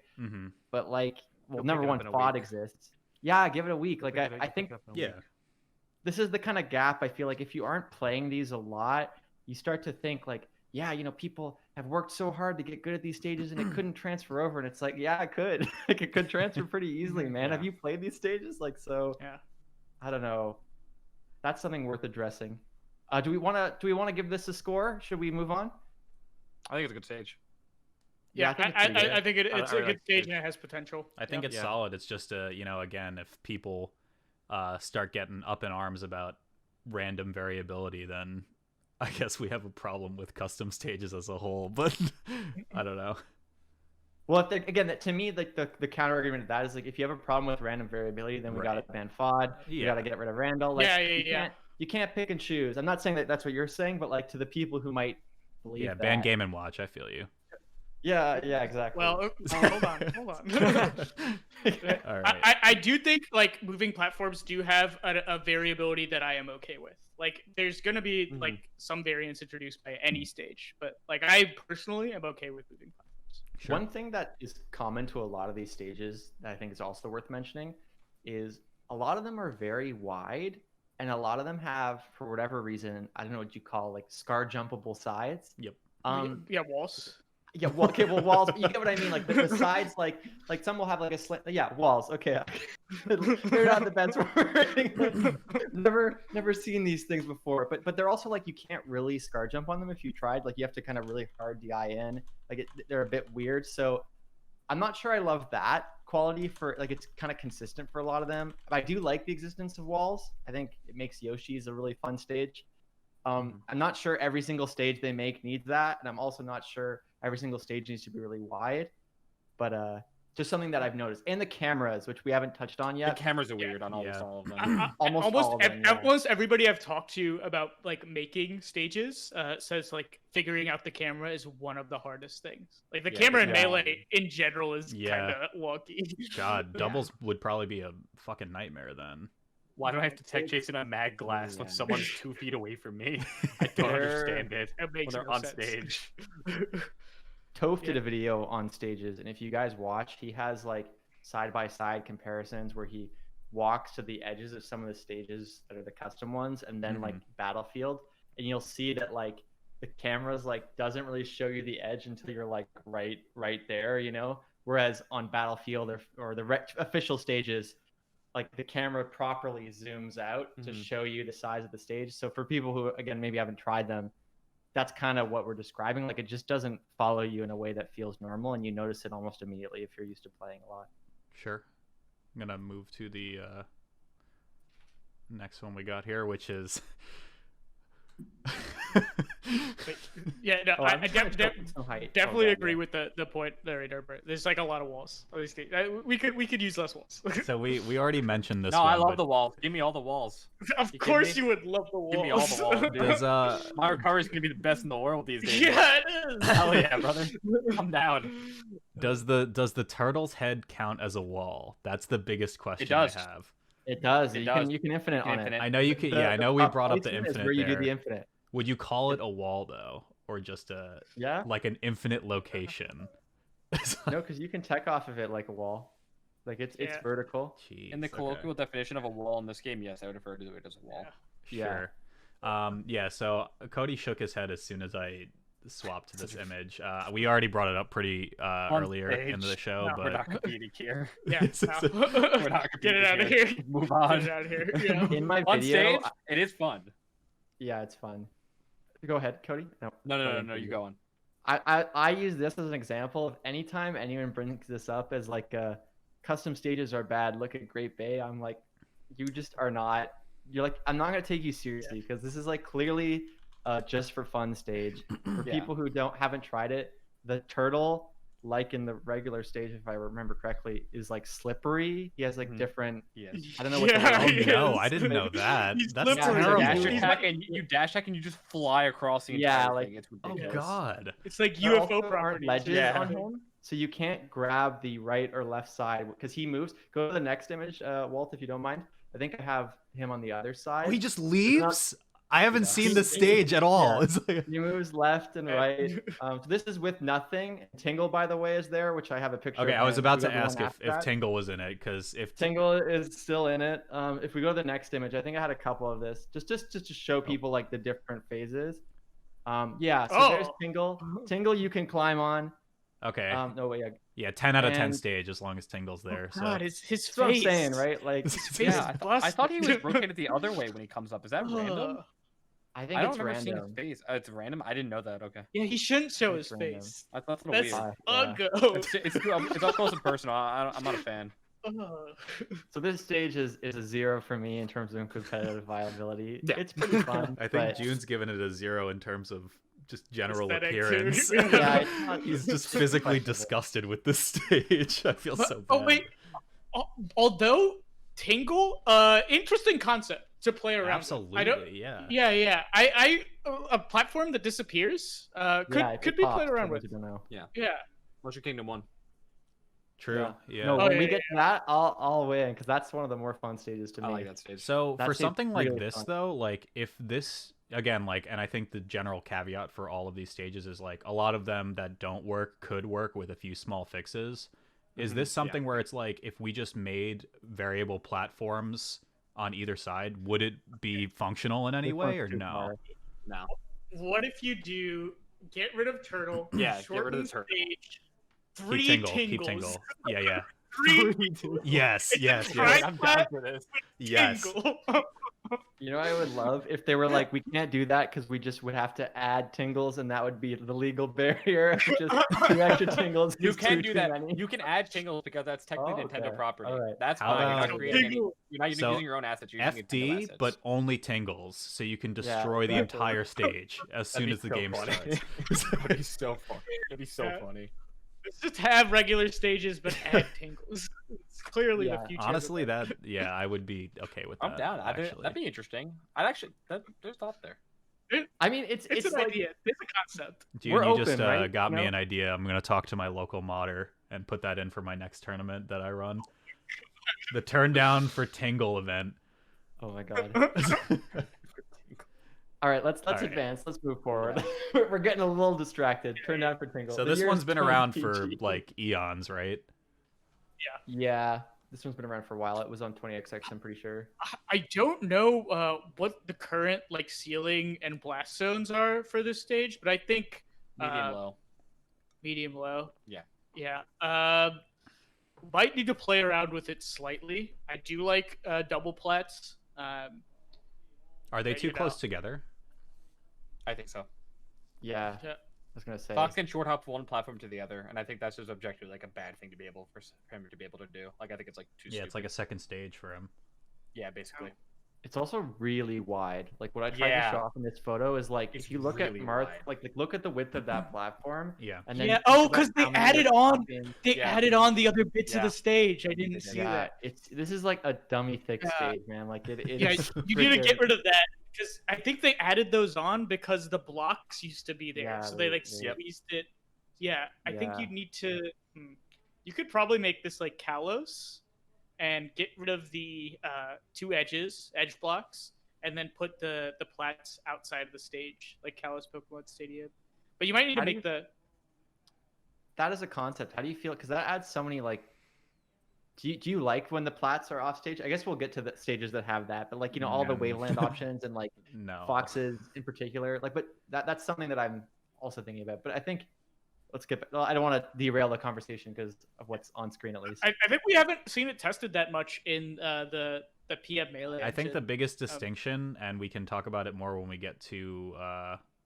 Is there another stage on here that has offstage plats or no? Yeah. Yeah. Okay. Yeah. But I think for me the biggest distinction is if the platform's off stage, I'm not crazy about it. But if it's off stage and stationary, I can deal with it. If it's off stage and moving like Smashville, then Wait, they I'm get to not Mushroom Kingdom. thrilled I guess about it depends on what I mean by off stage. I was more speaking to like when you have a platform and then like a platform that's kind of like half on. Do you know what I mean? So Yeah. So I then think in a situation not like like that, just if they don't move, something it's up here. probably acceptable. That's on but- it. Yeah. Yeah, that's on it. Is what I'm talking about more. Not like, for example, not Pokemon Stadium, Mushroom Kingdom 1 has platforms that are off stage, but they operate in a very different way than like what I'm thinking of it as Fox, like invincibly wave landing on like what you can do in Yoshi's, like that kind of stuff. So yeah, overall thoughts, close to viability, still a long way away. Tweaks needed, I think. Doesn't speak to me. Like, yeah, it could be good with some tweaks. It's not amazing. It's not terrible. Like, it's better than FD, yeah, but that's not saying much. Yeah, I think it's good enough. The platforms being close is a big thing, though, for sure. Yeah, and it's too wide for the platforms to be that close anyways. Doesn't this just feel like bad Pokemon Stadium to you guys it does. when you play it? Yeah. That's my feeling too. Okay. That kind of says it all, I think. Let's move on to the next one. The GOAT. This is the big winner. This is my stage. 10 out of 10. Yeah, this is the winner for me too. I want to add this stage to the competitive playlist like now. I'm not even joking. So just tell us why. Give us the small stage. No, doesn't encourage degenerate gameplay. One platform. The platform isn't too high so that people can't get there. It can kind of screw over Peach and Falco sometimes. I know Falco. I've heard from Falcos don't like side platforms too much, but this stage is not going to. You can't really camp on it. You can't platform camp anyone because it's only one platform in the middle. The ledges aren't too busted for Fox, so you can't actually wall ride to a ridiculous degree because the ledges there kind of do go off. And there are no gimmicks about it. It's just a single stage platform. You can't run away either. You have to fight. You literally, it's encouraging this stage, especially if you're playing against like Sheik or something. You have to fight for center stage. If you don't have center stage, you're going to be in a terrible spot. And I think that's a good mechanic to have, especially if you can't like degenerately play for it. So I want to use that as an example when I say like top players who play on this understand a lot of stuff about stages kind of inherently. Like Cody just gave us like a laundry list of like, all right, here's all the things like, and I'm sure if you asked him for even more thoughts, he probably could give you more. Like there are things you notice right from the start when you try a stage, and then the more you play on it, the more you're like, oh, okay, this does that. And I bet even if you saw a picture of it, you could start to say even like, okay, you can't wall ride as easily, it's smaller. So maybe I'm hitting the point too hard, but you get what I mean. Like, there's a lot of detail. June, you want to speak to that? I kind of like the center. This is similar to Metal Cavern in PM. It's just a center platform, and then a stage below. I think it's a good format. Ooh. I think it's pretty neutral. Yeah, I don't know. Yeah, that's all I have. I think it's actually going to be really good for Sheik, and I think it actually might be a Sheik counter pick, which is something that she desperately needs because the stage list is very not in her favor for 90% of matchups. Because if you look at that side, look at this height of the platform, shield dropping off that platform when giving you center stage and allowing that platform to have you hold center stage is great for her. Yeah. Like Plup would have a field day on this stage. It's like a King of the Hill stage, kind of. Kind of, yeah. Yeah. I think this might be a trigger word for some people in the Smash community, but would you say that this stage is honest? Yes. As honest as a stage can be, I guess. Like I do, like the first thing that came to mind when you were giving that whole description, Cody, was that I feel like when you pick a stage like this, it truly is like the better player wins on this stage 100% of the time. Yeah, I think I can see arguments for why Falco or Peach might not like it too much, and I definitely won't just throw this out the window. But I think as far as most stages go, where you're accurately like catering to a large cast of characters, I think it's like almost as honest as you're gonna get. Yeah, it is definitely more neutral than like FD or Dreamland or Yoshi's. You know. Yeah, I think my feeling with this stage when I was writing the video, this one came to mind as like when people kind of act like, how could we possibly design a balanced stage? I'm like, I'm sorry guys, like, but you make a not too wide stage, you put a platform in it, like it doesn't have to be like rocket science. And we're going to see some more abstract and creative ideas. But if we were to start with custom stages, me being kind of like cautious, this is not that risky to me, I guess. Like it's the most straightforward. There's not too many variables. It would surprise me if we were to a year from now, if we did add it, to go, oh man, what a mistake. Like there were so many things we didn't realize, you know? Yeah. Sure. So this is a very easy stage to argue for. Yeah, me too. Definitely agree. Like Battlefield might be more neutral. There's a good chance. I think Battlefield actually has a pretty dang neutral stage. But this is like up there for sure. Yeah. So I will say stage and middle and like one platform that isn't high. Yeah. Pretty good. Pretty good idea. Pretty good. yeah, so this one's fun. It's fun to play on. It's very close to competitive viable, if not already viable. I'd probably argue it is viable. So Yeah. Yeah, 10 out of 10. Just add it to the list now. Yeah. What's the turn down Replace for FD. Tingle? Is gonna have Replace this. FD. Turn down- This is going to be the only legal counter I would pick be in the turn down for happiest Tingle. person in the planet if we replace FD with this. I would actually throw a fucking party FD shouldn't be the with stage. nobody being quarantined. Just It curious, shouldn't be like a actually, neutral. if it wasn't like a 1-for-1 replacement on FD, you would have this as a starter then, right? And not a counter pick, I'm assuming. Okay. Yeah. I think this is an extreme, like, just based on my criteria for like judging neutral stages. I think the stage is more neutral than FD. Yeah. Yeah. And I more can agree with neutral that. than more neutral than Yoshi's. I feel like more neutral Yes. than Dreamland. More neutral. Like Yes. one of the things I think Stadium. people skip. Yeah, like is Yeah, that his if you stadium. look at our list of It's stages. basically just like like I mean, callback, like the melee stage list isn't neutral, like the No, it's everything not. else neutral, It is they're not not. neutral. So It's actually being able drastically to, Fox favored. yeah, It's like add, Spacey and Marth favored like badly. yeah. So This what is we're an argument- proposing that's- here is the newest stage list is Jungle Japes only as a starter, and then everything else is a counter Ooh. pick. Oh shit! Oh shit! That's a 6 stage list. But we both get one ban Yeah. still, right? So we can Oh, ban it. Jungle Japes with Tingle. You gotta add a couple Yeah. Tingles. Yeah, But- for but sure. in- for Where sure. Puff is right now, there should be a Tingle. I think is what I like to see. That reminds me because I've seen a lot of people.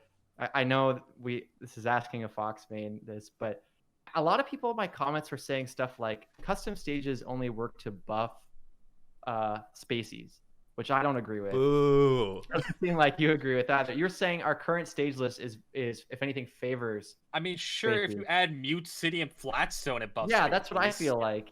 But you don't have to add the stages that buff them. Yeah. Can you speak a bit to like why you feel the stages that we have right now are favoring spacies? I have literally an entire video on this. It's probably gonna get uploaded at some point. Okay, If you look perfect. at Spacey win rates on FD and Stadium, they're exorbitant. I know a lot of people say like, "Oh, Spacey right away, get rid of FD because it's Zane." No, because that's No, the no, no. only time we suffer. Mhm. We destroy Sheik. I have like, so if you look at my record versus Falcon, I'm like around 50 Oh to my 40% win rate on every stage, and I'm 15-4 on FD. FT is so, That's yeah. ridiculous. Yeah. That's actually ridiculous. And then the same thing happens on Stadium with like Sheik, Puff, and on FD. If I play against Yoshi, if I play against Samus, Sheik, Puff, I was about to say Falcon, Samus. Falco, Let's get it's Joe broken. on. I just Yeah. win. FD is an extremely polarizing stage. I wish somebody made a video about it. Yeah, I only wonder if for no someone reason, yeah. in this call made a video on why FD is a garbagely designed stage, because it is. Yeah. And then Stadium is not much better. And then even the Yeah. big stages like Dreamland is a big stage, but it's so good for Fox for mobility. Like, how do you catch him on that stage? As Yeah, Pete, I like, think- have fun catching me. And then This kinda goes back- so long on that Dreamland. Yeah. To that point I was talking before about, I think people don't realize that like Fox is not good because of FD or Dreamland or something. Like Fox is good because he can run like on Dreamland he Thanks, can Shep. run so fast and camp on Dreamland. On FD he has like chain grabs and crazy punish game. Like Fox is good because he's good. And so if you make He has a stages lot like of things. yeah, like it's like if anything, it's more we're worrying about sort of a Peach or someone who is actually weaker, that we don't want to enhance that weakness when they're already weak. Like I'm not worried about making Fox bad by accident or too strong. Like I feel like he's viable, yeah, in any rule set. Like Yeah. and it's crazy to say otherwise. Yeah, Anyway, I do wish let's that move on. someone made a video about FD. It sucks that you can't get around to that, June. It looks like someone beat you to it. So, Yeah, really. um, I'll get him All next right. time. And June, for unironically, June's video on FD is very good and basically tells you why the stage is garbage, so go watch it. Yes. Thank you. It's good. all right, this is Okay. the other one Mushroom you Kingdom. liked, right, Cody? I think the stage is super fun.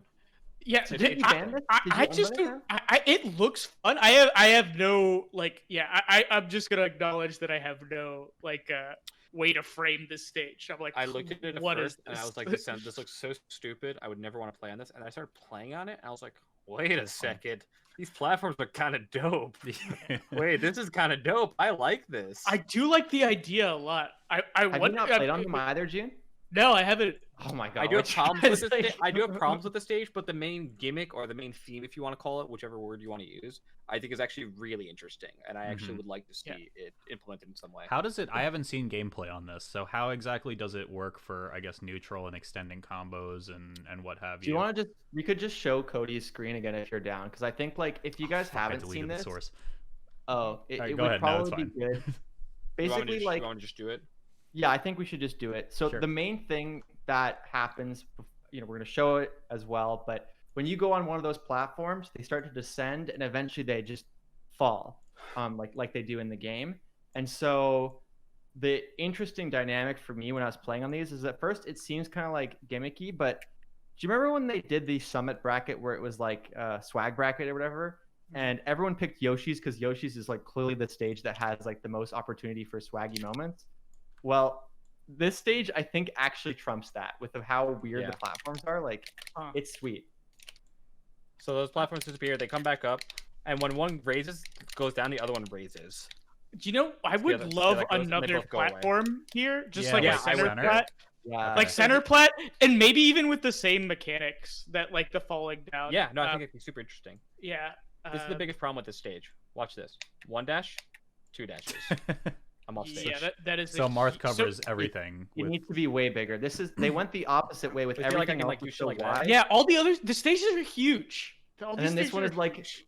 a Marth dash dance. Like the whole thing is just like it's way too small. But the actual platforms are, for me at least, super super fun. Like I think they actually would create the most unique moments.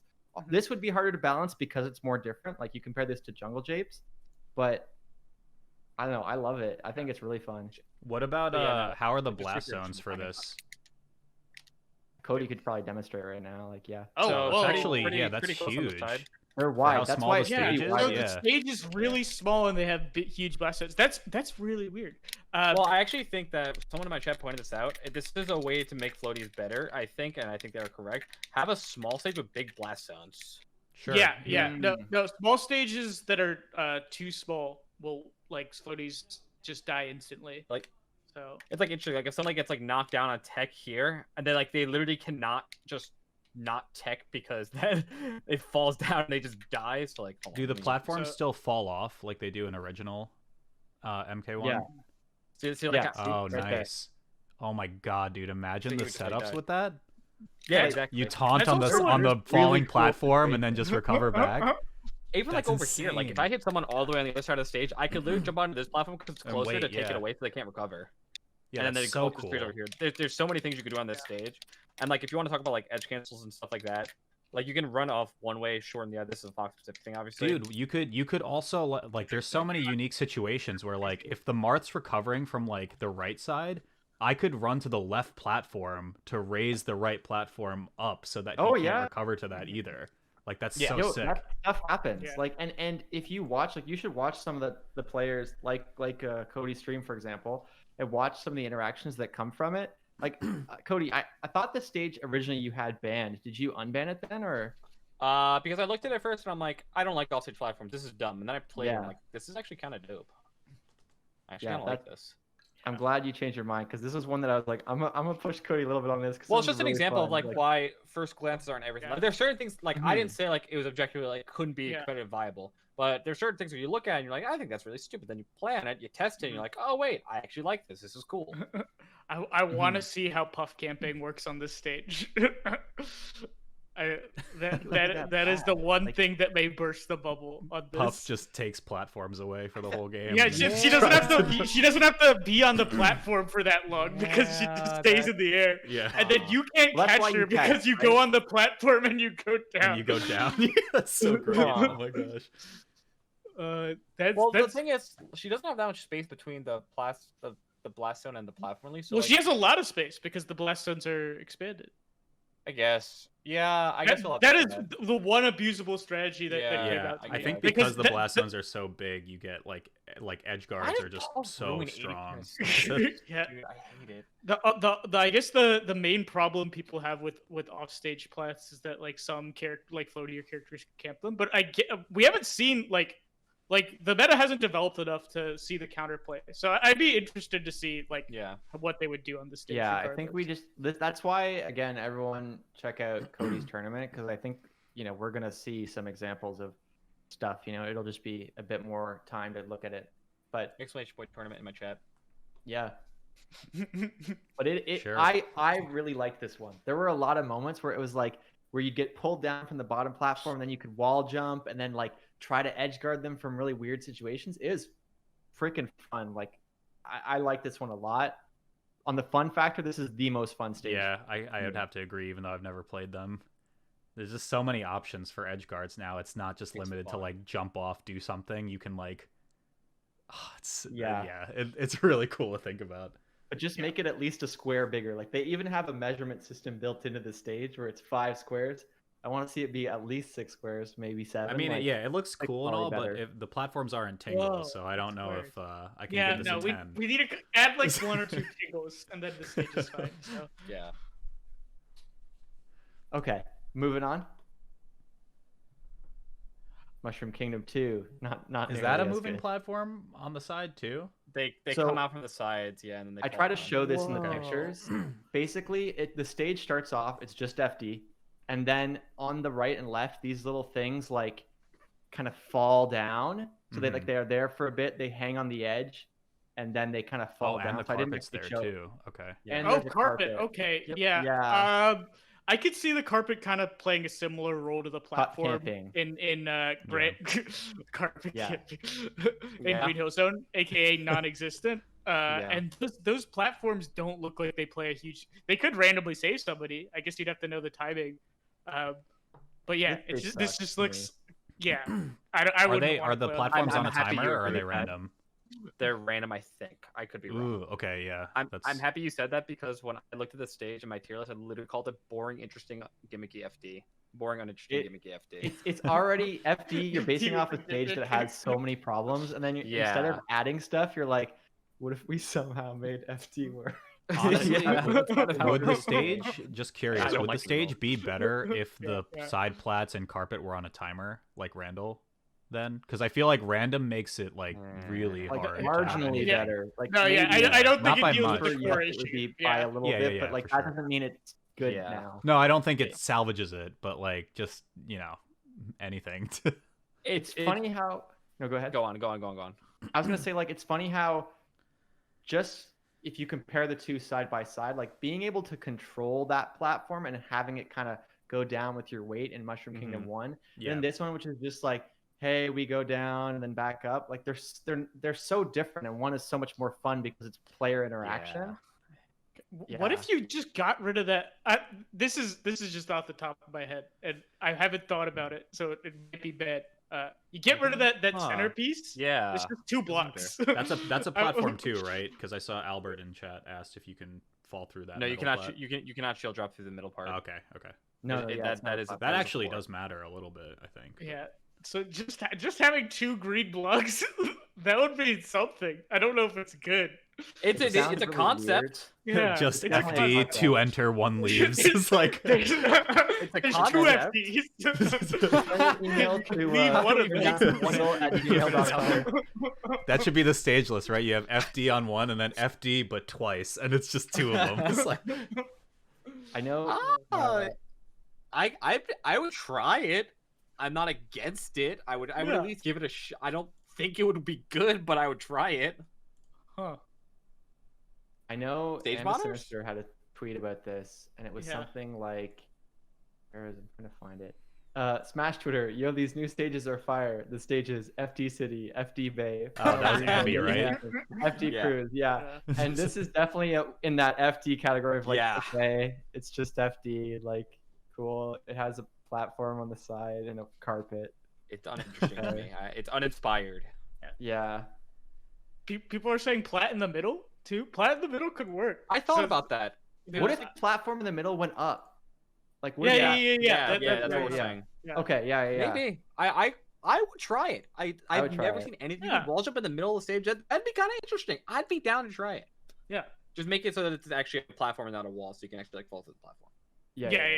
Do cool shield drop stuff. Yeah. Ooh, off I'd be stage down. shield drops. Ooh. You could shield drop to grab ledge, like in center stage, and then ledge dash from center stage. Oh wait, Fox. Oh no! Fox is bugging. Fox is never. Alright, Fox has an invincible. delete, I delete, thought delete, about that delete. for 2 seconds. I'm like, wait Like, a second. yeah, you can let. What have I done? Oh no! Wait, yeah, maybe that's The not person who best. makes the stage just face palming, like Yeah, a you glass can of let- whiskey Oh! spilled over on their As we table, speak, and and they're like, Someone in chat already said it would be Hax's favorite stage. oh god, the hack stage. Oh. That's Never hilarious. mind, take it back. Yeah. they watch one degenerate set like that, and they're just like, "It's over for me. My career Maybe as if, a like, stage you modder." can't grab ledge in the middle. Maybe if you can't grab ledge. in the Oh, middle? okay, yeah, that's one way. So you can only Yeah. do it, but you can also camp one side and then like do invincible approach on the other. Yeah, I like it. On one I side, think I I could like. see that. That'd be interesting. Yeah, and you have plat. You can Yeah. like shield drop aerial. You cannot grab ledge from 4 sides on the stage though. That is undoubtedly the dumbest thing I've ever seen. Yeah, Yeah. but as it is Jeez. now, is garbage in my opinion. Like it's Yeah, not.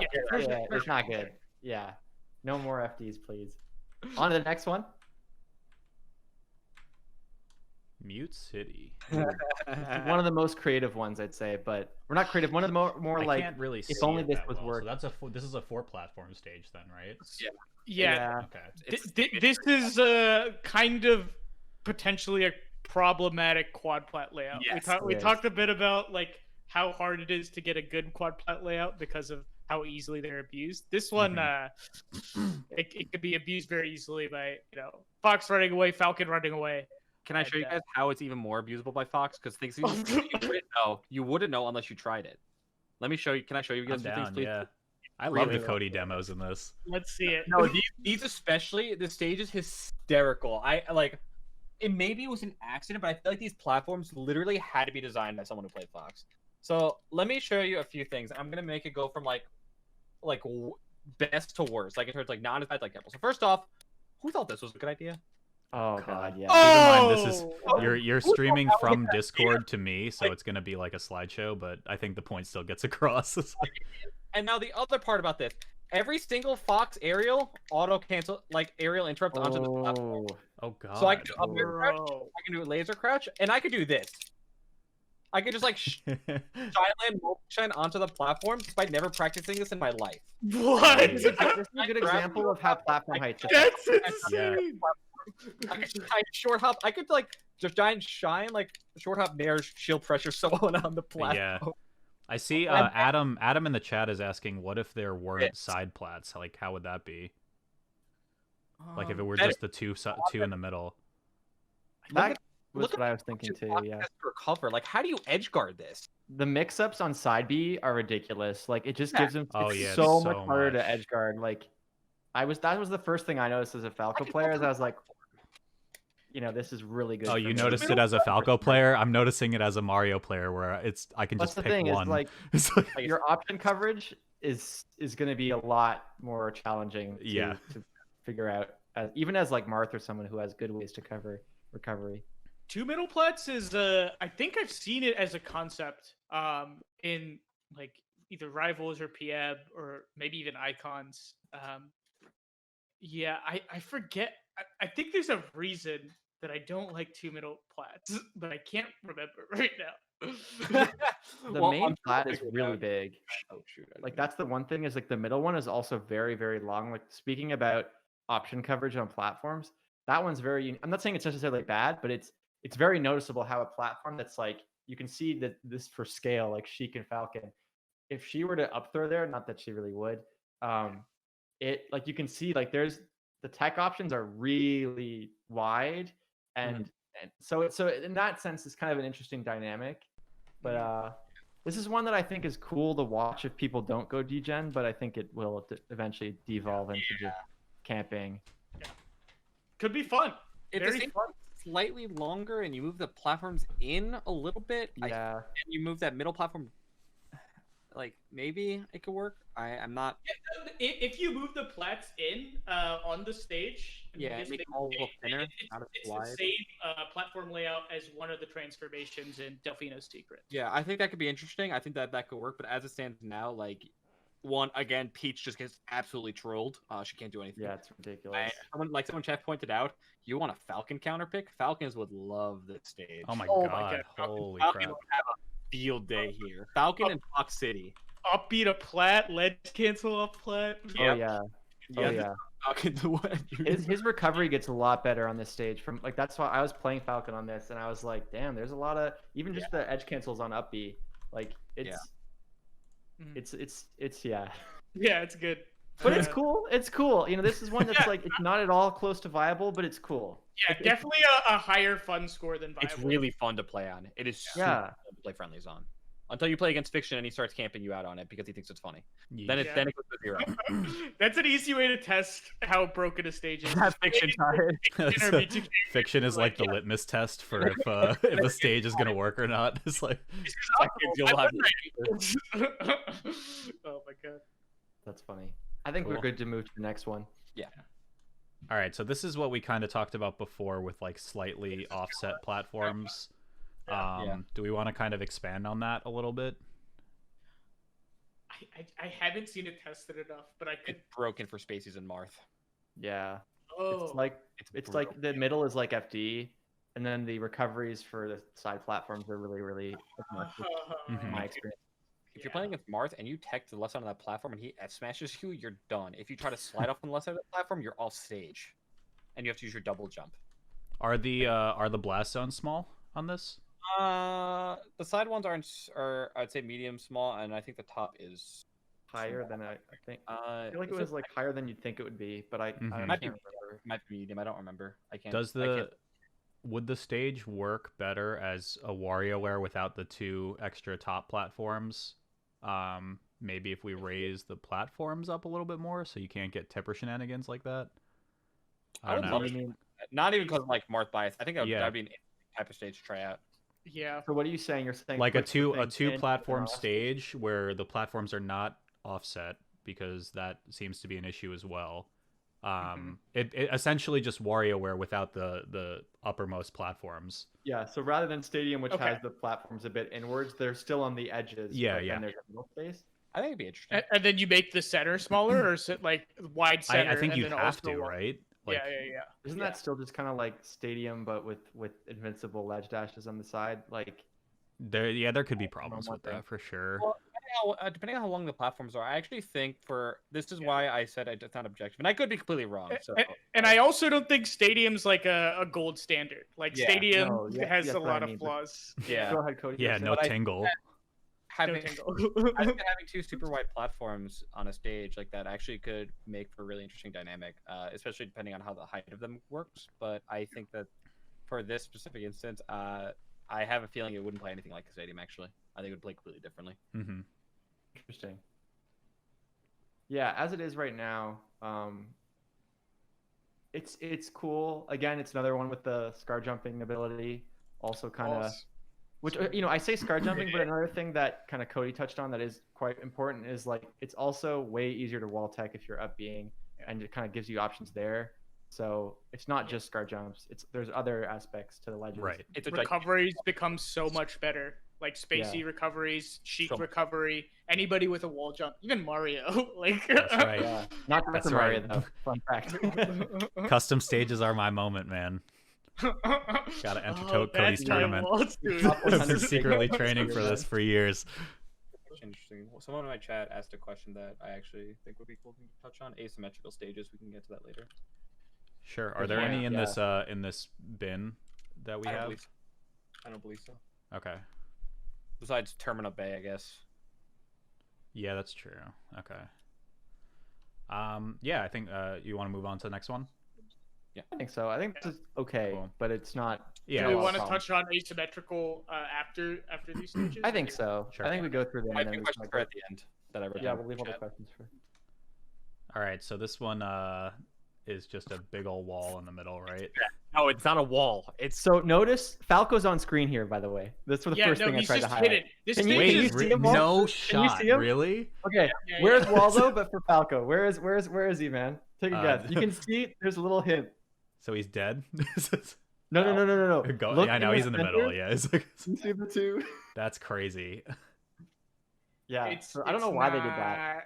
not great. There's interesting lore behind who made the stage. Yeah, Oh, really? I think there's a lot to get into. There's the platforms that don't really do much on the sides. There's the thing that actively obstructs your vision in the middle. Slants on the sides, they kind of just drop off. Like it's not a. I think the Yoshi slant is it's like a pretty good example of like how a slant could still like show some interesting interactions. Like down tilts become important in edge guards, and like certain ledge dash options become available. Like I don't know how these slants affect the game. I just think that it's bad. Like, however they affect bad. it. Like you can as Fox, like it can mess with your shines. So if They you affect shine, slide sometimes offs they hit too, once. right? Yeah. I It's know so much that stuff, that's like shine stuff specifically gets really messed up by shine or slant. Like if Yeah. a fox shines like Falcon or something, any character that can wave shine on a slant, it's like the aerial shine thing where they hit ground and then they can act immediately. By the way, IBDW was No, say anything. Okay. Okay, who has not looked at chat in the last like 20 seconds? Don't look at chat again. Well, Okay, it's kind of my I will job look at too, chat. so it's only really June, I think. It's like, Okay. 3 guesses to who designed the stage. It's a Fox player. 3 guesses. I wouldn't have guessed this for the record. wait, if that gives you a give me hint. There's one names on give the me- credits. They're Give me retired. They're retired. Fox player who's retired. What region? Can't tell you. Dang it. They're notable. Very Eggs notable. money. Oh. J-Man. More recent. Silent Wolf? Nope. One more for the fans. That would be cool though. Ooh. Yeah, one more for the fans. More recent Okay. than that. More recent than Silent Wolf? Yeah. A lot of personality. Very good. Oh, Crush. Yep. Yeah. That's crazy. He actually made this? Okay. He was like For 12. context, apparently. I think Okay. right all the way back to the Smashboards thread where it was posted in like 2012 or something, and Yeah. it was Crook who designed it. Wow. Respect, so He dude. made. Well, this does look like a stage designed by a 12-year-old, so. Oh my god. Makes sense. I'm just having like 2011. I'm getting like Yeah. Vietnam War flashbacks thinking about like just a hungry box crouching in the middle. And you just play like sharks and minnows on like You're what just am I gonna like, come in with like His name's Honestly, Cash most Dancing and you characters can't can see crouch. him. Yeah. Like Sheik, Marth, Puff, like most of them are invisible if you go in that middle area. It's something else. That's I don't think there's a fucking lot crazy. positive to talk about this stage. It's also ridiculously wide if you can't tell. Like it is It's very insanely long. Yeah. So, Bad stage. yeah. Not Bad great. stage. Move on. Hey man. Shout outs to Crush. He was We 12 miss years you, old, please. man. Come on. If a 12-year-old sucks, I'm gonna 12 to 12. No mercy. No mercy. Gotta Cobra learn. Kai style. Jeez. I think All right. this is a good example though of like this stage was designed 9 years ago, and I think some people think that like these were all created like a week ago or Yeah. some shit, or like 3 weeks ago. It's like no. Like these are old stages people Yeah. putting together. So this is Battlefield with walls, kind of? Like I know. It's A little Yoshi. bit It's more closer like though, yeah. It's more like Platforms are quite a bit Yoshi's wider. Squished. Yoshi's But you can still like pineapple though, like Dreamland. Yeah, you can. Oh yeah. Peach can float underneath. This is what's it called? The Rainbow Cruise. Yeah. For people who aren't aware. Yeah. I'd be down. Platforms I don't are think it's really as- close though. Yeah. So something I'm not like a huge fan of is just having like a million triplats. Yeah. It's Mhm. like I agree. so like this stage is fun to play around with, but I think it's a worse stage than Battlefield and potentially a worse stage than Yoshi's. I haven't seen enough play on it. So it's like, do we Yeah. want a third triplat? I've tested it a decent amount. The camera's terrible. It's actually like It objectively is so bad. Yeah, the cameras are hard on all the In terms of stage play, it's literally Punish Game the stage. Ooh. It is Punish Okay. Game the stage. It accomplishes actually maybe better than Yoshi's. It's I don't know how they accomplish like the platform height and width, but for Punish Game, it's absolutely ridiculous. Do you think that's a good thing?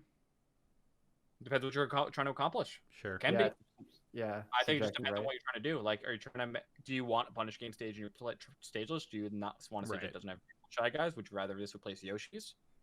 Could be valid. Mhm.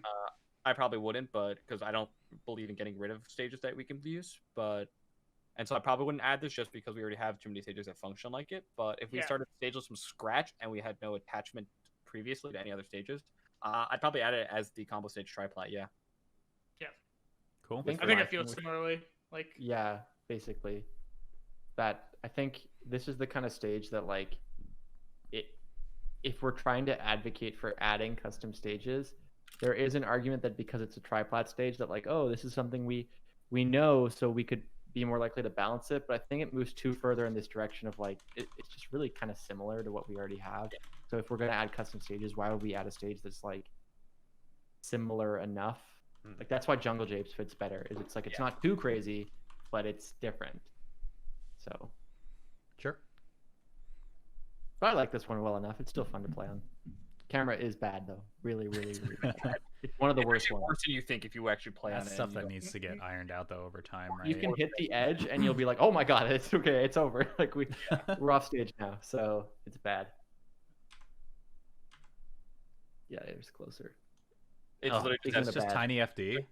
okay, yeah, all right, skip. walls? Yeah, We- this one is so bad. We've already Wall. discussed. We've discussed FD enough. Just move on. That's Yeah, it's so bad. I think that might be the last one actually. Yeah, I oh, think yo, so. PMD, thank you for rating. How's it going? Oh, thanks, BP. Hey, PP. Oh.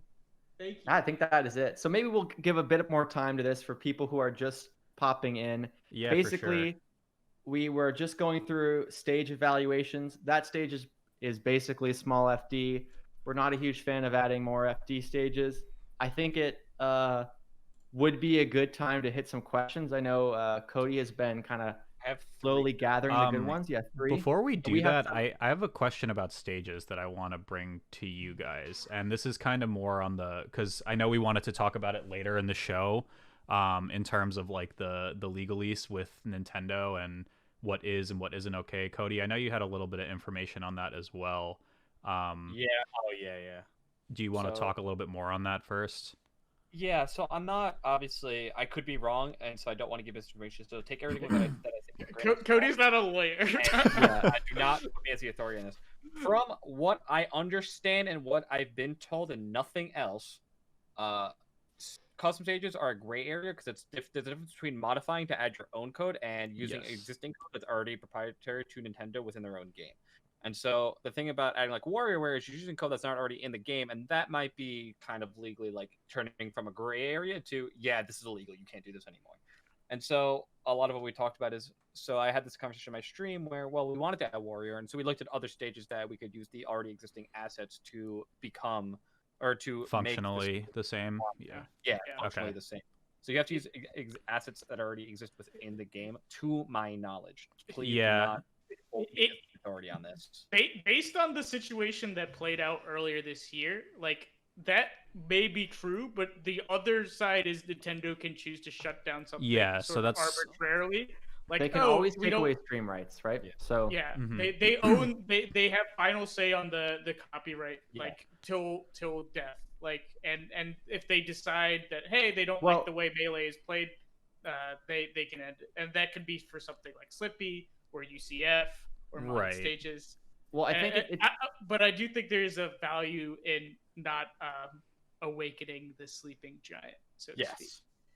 yeah, Right. I think there's a difference between saying they have like final say on all copyright though. Like that's not, I think, totally accurate to say like they have a final say for sure. Like from what I've seen from lawyers analyzing this and stuff is for sure they control broadcast rights.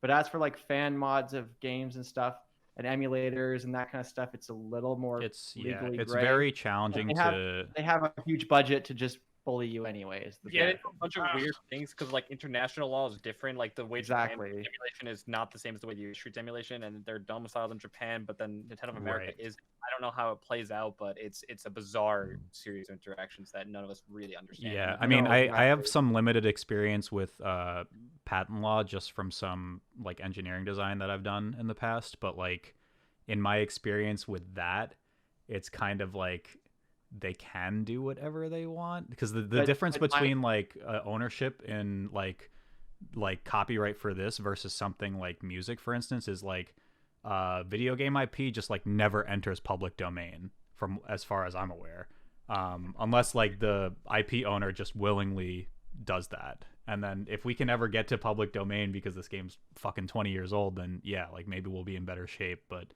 right now it's kind of like really challenging to say. Let's not talk about IP law. I'm not. Just to close it out, it is worth mentioning that like within stuff, and again, I'm not a lawyer either, but like I know for my work, we've had to work on trademark stuff, and trademark law, for example, is like very, very, very different from copyright. Yeah. And they might sound similar, but like trademarks, for example, have to be defended. So if you trademark something, like if I trademark Micro Melee and then some guy makes a Micro Melee shirt, I have to stop him from selling that because it's like it weakens my trademark.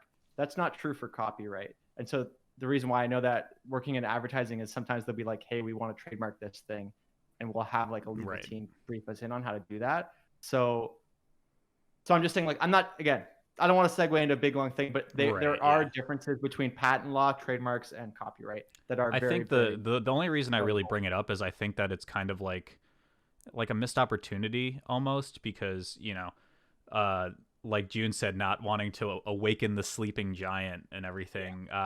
Like, even though these are, you know, maybe within the gray area, for instance, because we're using predetermined assets by the company, everything like that, optically, it still would be considered a mod to most people, which they are. It's just like, I don't know where we stand in that, if that's okay or not. And then the missed opportunity side of it all is like, there's so much we can do. Like the same thing when streamers were using custom skins for their sponsors and stuff like that. We could have events that have the tournament logos on the Pokeball instead of Pokemon Stadium or whatever. I know PM did that for many events. And there's a lot of just like aesthetically pleasing things that can be done, which would probably just immediately get us like put into a dumpster fire if we tried it. So I don't know if it's even worth it. Yeah, I'm sure. I love mods, and I think IP law is really dumb. That's all I'm gonna say. Well, never mind. I mean, I think like ultimately, you know, there's going to be arguments for both sides. I don't think any of us are going to be like, no, it's fine, Nintendo, they won't do anything. Like, that would be dumb.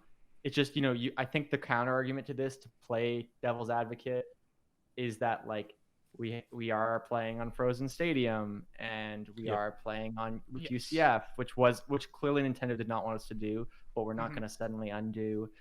Many events, Smash and Splash, I think, was one that ran PM. Like, there are some precedents set where we do things that Nintendo doesn't want us to do.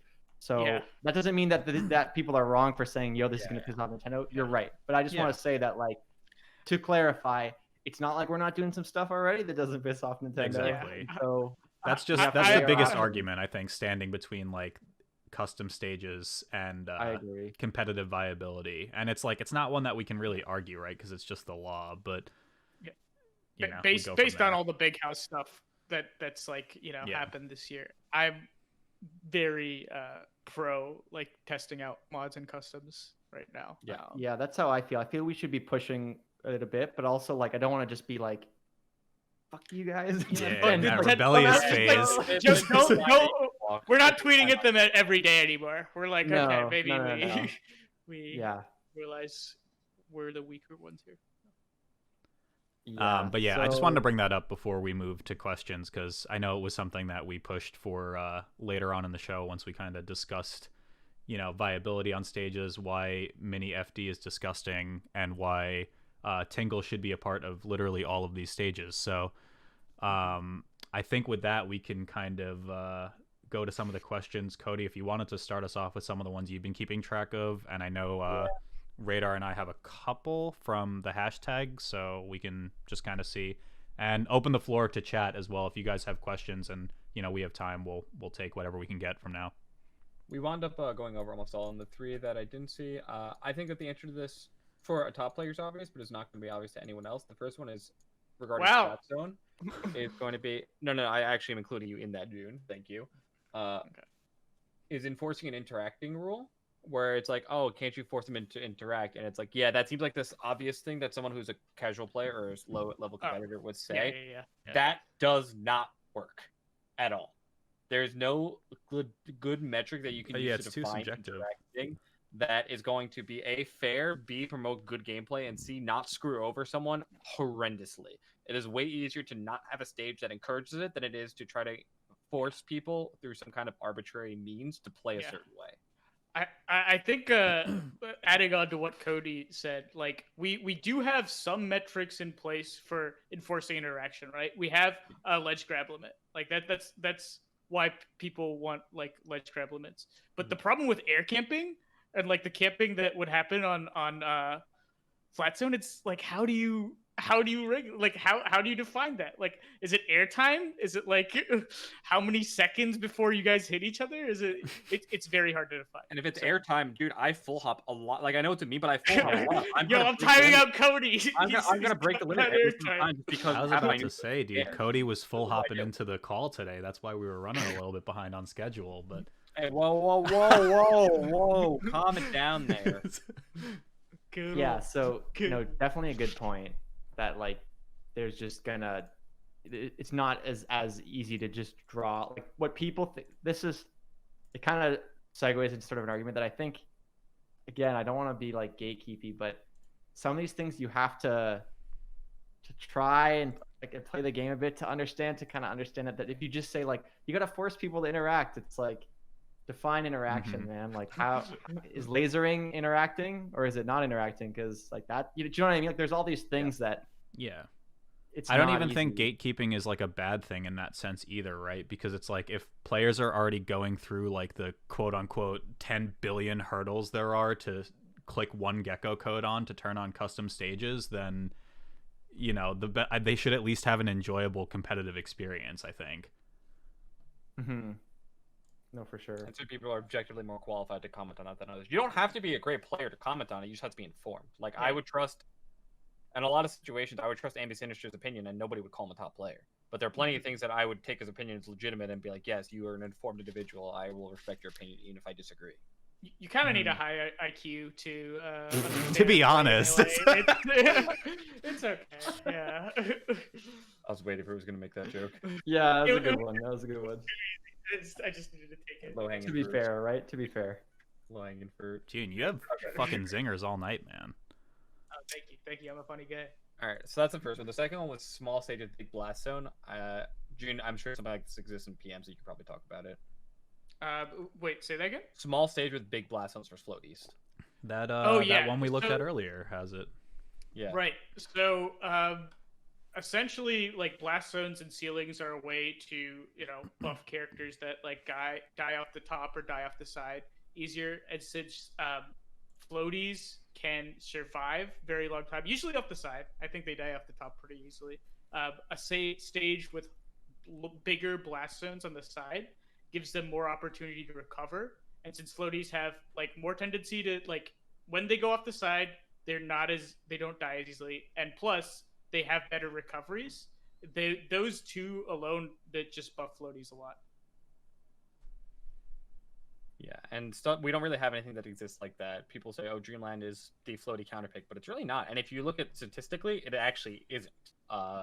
Because despite having Peach live to 200 with some regularity and Puff living to ridiculous percents, they also have a really hard time catching faster characters on that stage, just the way it's built. And so that's where the smaller stages come into play, where it would actually be a very genuinely good floaty stage.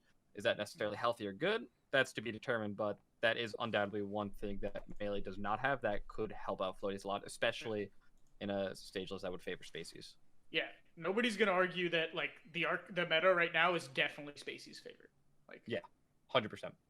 And stage has something to do with that. Yeah.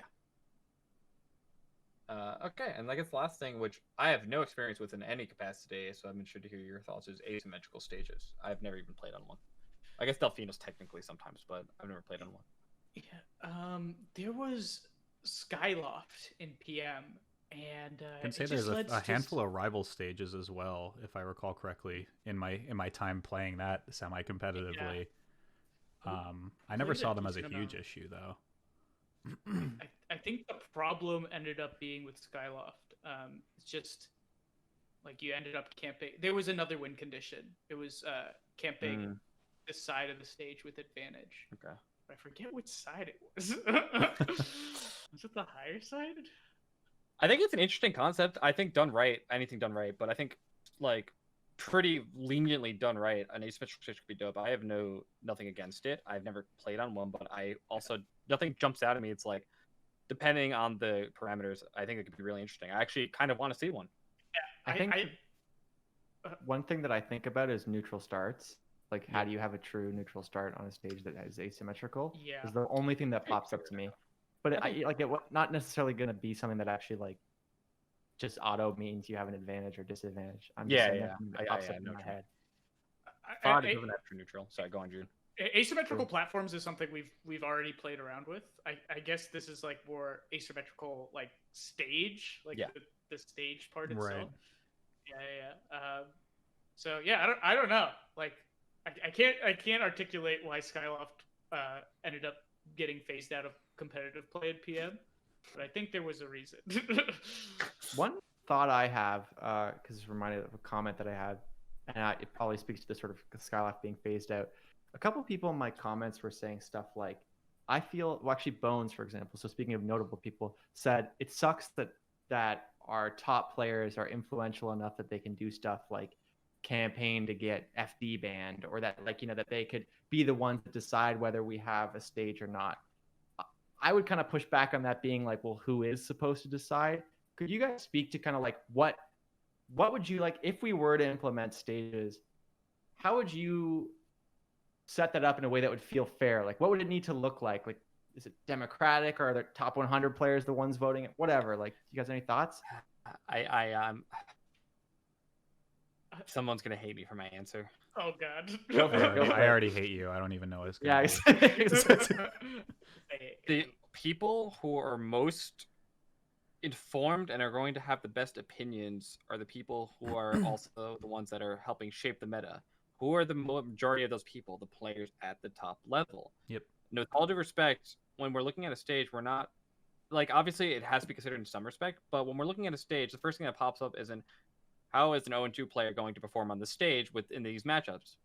No, we're not thinking about that. We're thinking, is there a potential where there's a game-breaking scenario that doesn't involve just getting good that we need to address?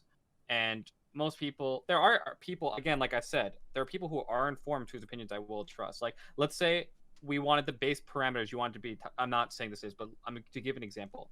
Let's say base parameter, we want someone to be top 20 to give input. I would still trust June with it more so than some of them because he's just informed, and that's okay. You don't have to be an amazing player to be informed, but again, the criteria of being informed is very important. And subjective too, though, unfortunately, as well, right? Yeah, it is like based on your opinion. But you can have a panel, like if you have let's say we wanted a criteria of like, okay, top 30 or 40 players can choose. They could also have a panel of people like, okay, who else would we want in? Because we would undoubtedly want other people on it as well that aren't just competitors. And you could have like a panel of people like, okay, who would we trust with these opinions? Now, who would have good opinions? Who do we trust? There are going to be flaws, of course, but that's probably how I would do it. So I think being informed is definitely important when making these decisions. But based on how stage decisions have happened in the past, it's probably not going to be a centralized body that is like, hey, we're going to play with the stage list. There's the top-down approach, which is like top players being like, hey, we like these stages, let's play them. And then people will start playing them. And then there's the bottom up, which is like grassroots people, TOs, running tournaments featuring these stage lists. And then people play it that way. Both have viability, and I think both are important. And that's sort of how stage lists, like stage things have changed in the past. Like something happening in a tournament, and then a stage gets banned. Or like somebody runs a bunch of tournaments without wobbling, and then wobbling gets banned. No, that was kind of... Yeah, go ahead. Sorry, I'm interrupting you. Yeah. It's just like, that's sort of been how a lot of changes have happened because there's no like centralized governing body for stages in Melee.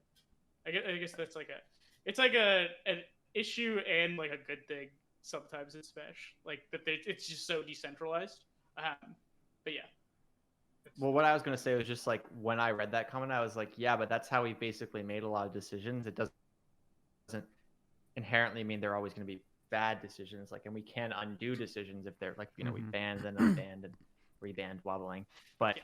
you know, like you could easily just say like, we banned I don't know, Rainbow Cruise just because of like 1 or 2 tournaments, or like you know what I mean, like not just that, but people went like, I've had enough, we're getting rid of this stuff. So Walt, you haven't kind of weighed in. What do you think? Yeah, listen, guys, those are all really good ideas and all, but the only true way to determine if a stage is going to be legal or not is to take all of the pro FD players and all of the against FD players, put them into one room, and have a trial by combat. And you have everyone play one giant 50v50 crew battle, and the winner decides if the stage stays or goes. And it's the Tangle stage. They gotta play on the Tangle stage. It's FD with Tangles. It's like... This has been a desire for me for a while. You know, maybe one day I'll set this up. Is to just have like a Discord of like basically any opinion maker in the community that I actually care about, and survey them, because there's videos I wanted to do about like what would we like to see in commentary, like top players' opinions, and this is one of them where like I wanted to make a poll like, okay, how many people actually want to ban FD, or like what would be down for it? How many people? Because one of the things when people bring up the slippery slope thing and they're like, what are we gonna do? Change characters? I bet if you surveyed people in the top 100, literally no one would say they want to have characters be changed in any way. Like I don't think you'd have a single person. But I can't prove that, because if I do a Twitter poll, I'm gonna get like Tingle big ratio. So. Yeah, I can't wait to not get invited to that Discord after today's episode. I mean, I wouldn't be invited either, but the thing, I'd be running it, but I'd be like, don't worry, I won't participate. So, yeah. So we had a couple questions on Twitter for the hashtag Ask the Mixup, guys. Let's get it trending, everybody. Not really. We'll get it. I mean, it worked the first couple episodes. It did, it did. We didn't give enough. It's a hard one because we kind of knew what we were going to have. Like it was way more structured, I think, than maybe we didn't need episode. Sort of questions. We're already going really long, so we should probably. Yeah, so these two are really quick. So we got Nick Dude on Twitter saying, what stage would you like to see ported to Melee? This is the theme of the night is easily, no question, Smashville, in my opinion. And then the meme answer would be anything with Tingle. But yeah, I don't know if you guys have anything that you're like super like, I would love to have this. I know the Congo Jungle one or Jungle Japes one was the huge one as well. I personally would be a fan of adding like something that's resembled Smashville, something that resembled WarriorWare, and that Jungle Japes thing. Yeah, that's exactly what I would. Those are 3 stages I would want, and then something to help floaties. Yeah. I'm really interested to see what the floaty stuff would be, because I kind of agree with you that like this current stage list sort of favors spacies, and it'd be interesting to see stages that were designed specifically as like a floaty counterpick or something. But if I were to start it off, it'd be Jungle Japes for sure. I feel like there aren't very good arguments against it. So this question is from Jesse Wall. I think we're going to save this for another episode because it seems more prudent to, but just to acknowledge that we see it, it's going to be talking about online rankings. I do think that's better suited for an episode that's not this at some point. Mostly so we can tell Cody that he's number one. Yeah. But the last thing I wanted to ask, because I was playing with June the other day and he brought this up, and you guys all kind of mentioned an idea of like stages that benefit floaties. Who was it that you said, June? Was it Blur that said this? Are floaties officially dead? Is that what the take is? Yeah, Blur may have kind of just looked at a specific sample of data and went, okay, floaty players are dead. Like floaties are no longer viable because they're not doing well at this moment in brackets right now. And I can, as somebody who's academically literate, I cannot tell you how many ways he's wrong. Oh, God. Fox is dead. Hasn't won a major in over a year. Fox is dead. Can't do it in today's meta. Bad character. Oh, Can't do it. Okay. I'm a low-tier hero.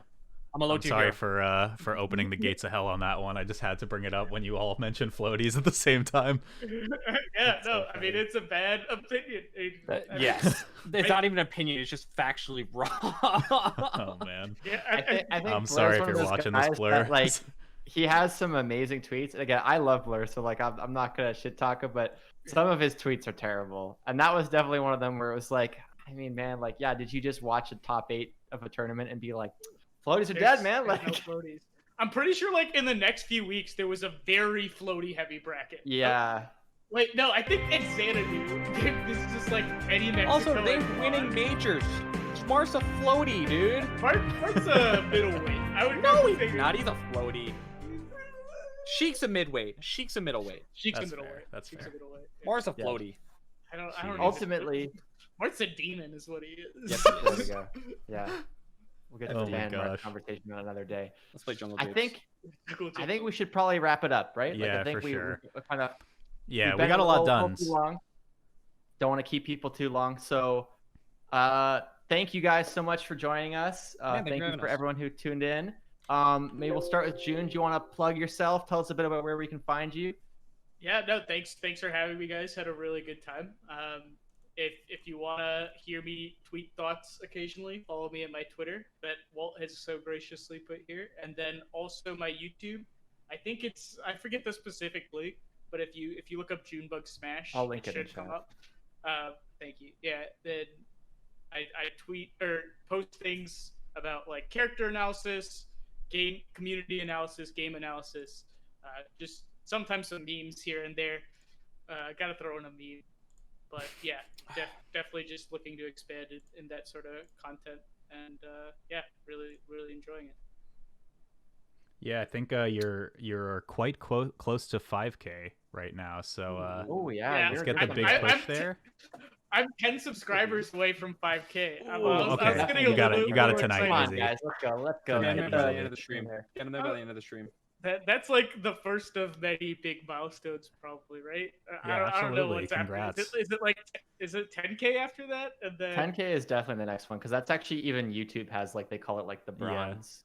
Thing, I was so- popping off like every like 1,000, and it was awesome. So yeah, no. Keep the it's been fire very- alive.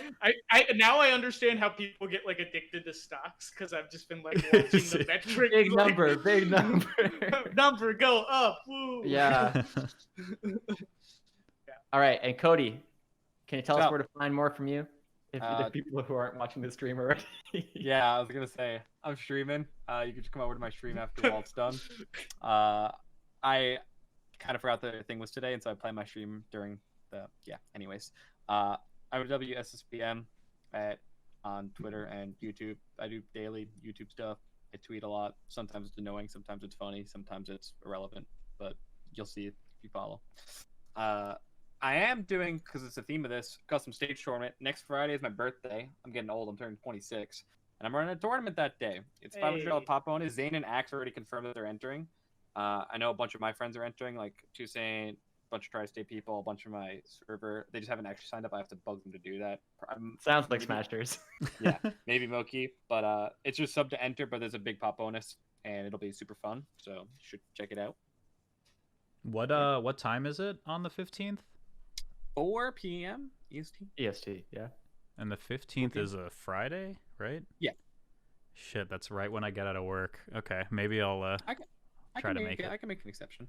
I can make an Well, exception. I mean, I'm gonna go into anyway, so I might do. If enough people say that they have work, I might push to like 4:30, okay. 5. So then it's easier for West Coast too. I might just body my sleep schedule for one day. I might make it like 5 just to make it people who have work possible. I'm, it's I'm sub to gonna enter, message you and it's- privately if you yeah. need help with NA? that too. But Yeah. Oh yeah. I'm definitely trying to help with that. Yeah, no, I'll hit you both up. cool. I'm actually giving someone my Discord password so they can do my DMs for me because I'm so bad at responding. It's unreal how, because I just don't have time, honestly, like 90% of the time. And Yeah, I get to them, I'm like, I have so much stuff I still need to do. I don't want to do this right now. We get it. You're a life top of a player, streamer. geez. No, I'm just It's lazy. just so hard. I need Yeah. my free time. I literally just need my free time or I go crazy. No, yeah, I respect that. Also, that's like one of the most draining things to do. Like, it's the same as answering emails. Like, you're just like, oh god, I Yeah, I just don't really- No, I also Yeah. do that lessons sucks. on Patreon, so I have like 30 students messaging me like on any Yep. given day, and it's just Yeah. like it's too many messages. I need someone to do Yeah. it for me. But hey, guys, in any case, June, Cody, thank you guys so much for being a part of this Thank you. episode. Yeah. Had a lot of fun with this one. moral of the story, guys, just put Tingle in your stages and I'm all in. So ban FD. Yeah, and ban FD, I guess, until the trial by combat happens. But thanks again for joining us on this. This was a really fucking awesome episode. I'm really glad that we were able to get you guys on for it. As for us, Radar, obviously, really great to have you every episode as the co-host here. We'll be on ideally every other Thursday, so we kick off with the first Thursday of the year, and we should be back 2 weeks from now with another new episode. And perhaps it's going to be on some online rankings, whatever else might be going down in the next few weeks. Cody, your tournament as well. Lots of cool stuff going on. Melee is fucking sick, so let's keep at it. And a little bit of a self-plug. I might be streaming after this separately a little bit, so if you guys are interested, stay tuned. We'll do a little bit of an after show, just kick it, hang out, chat, whatever. Is Melee or? I don't know. I'm thinking about it. Maybe Melee, but then I'm just gonna get right, like who knows? Yeah, like the true streamer way, right? I'm not playing Life is this. your oyster, man. But yeah, guys, thanks a lot for watching, and as always, we will see you guys next Thursday for another episode of the Mix Up.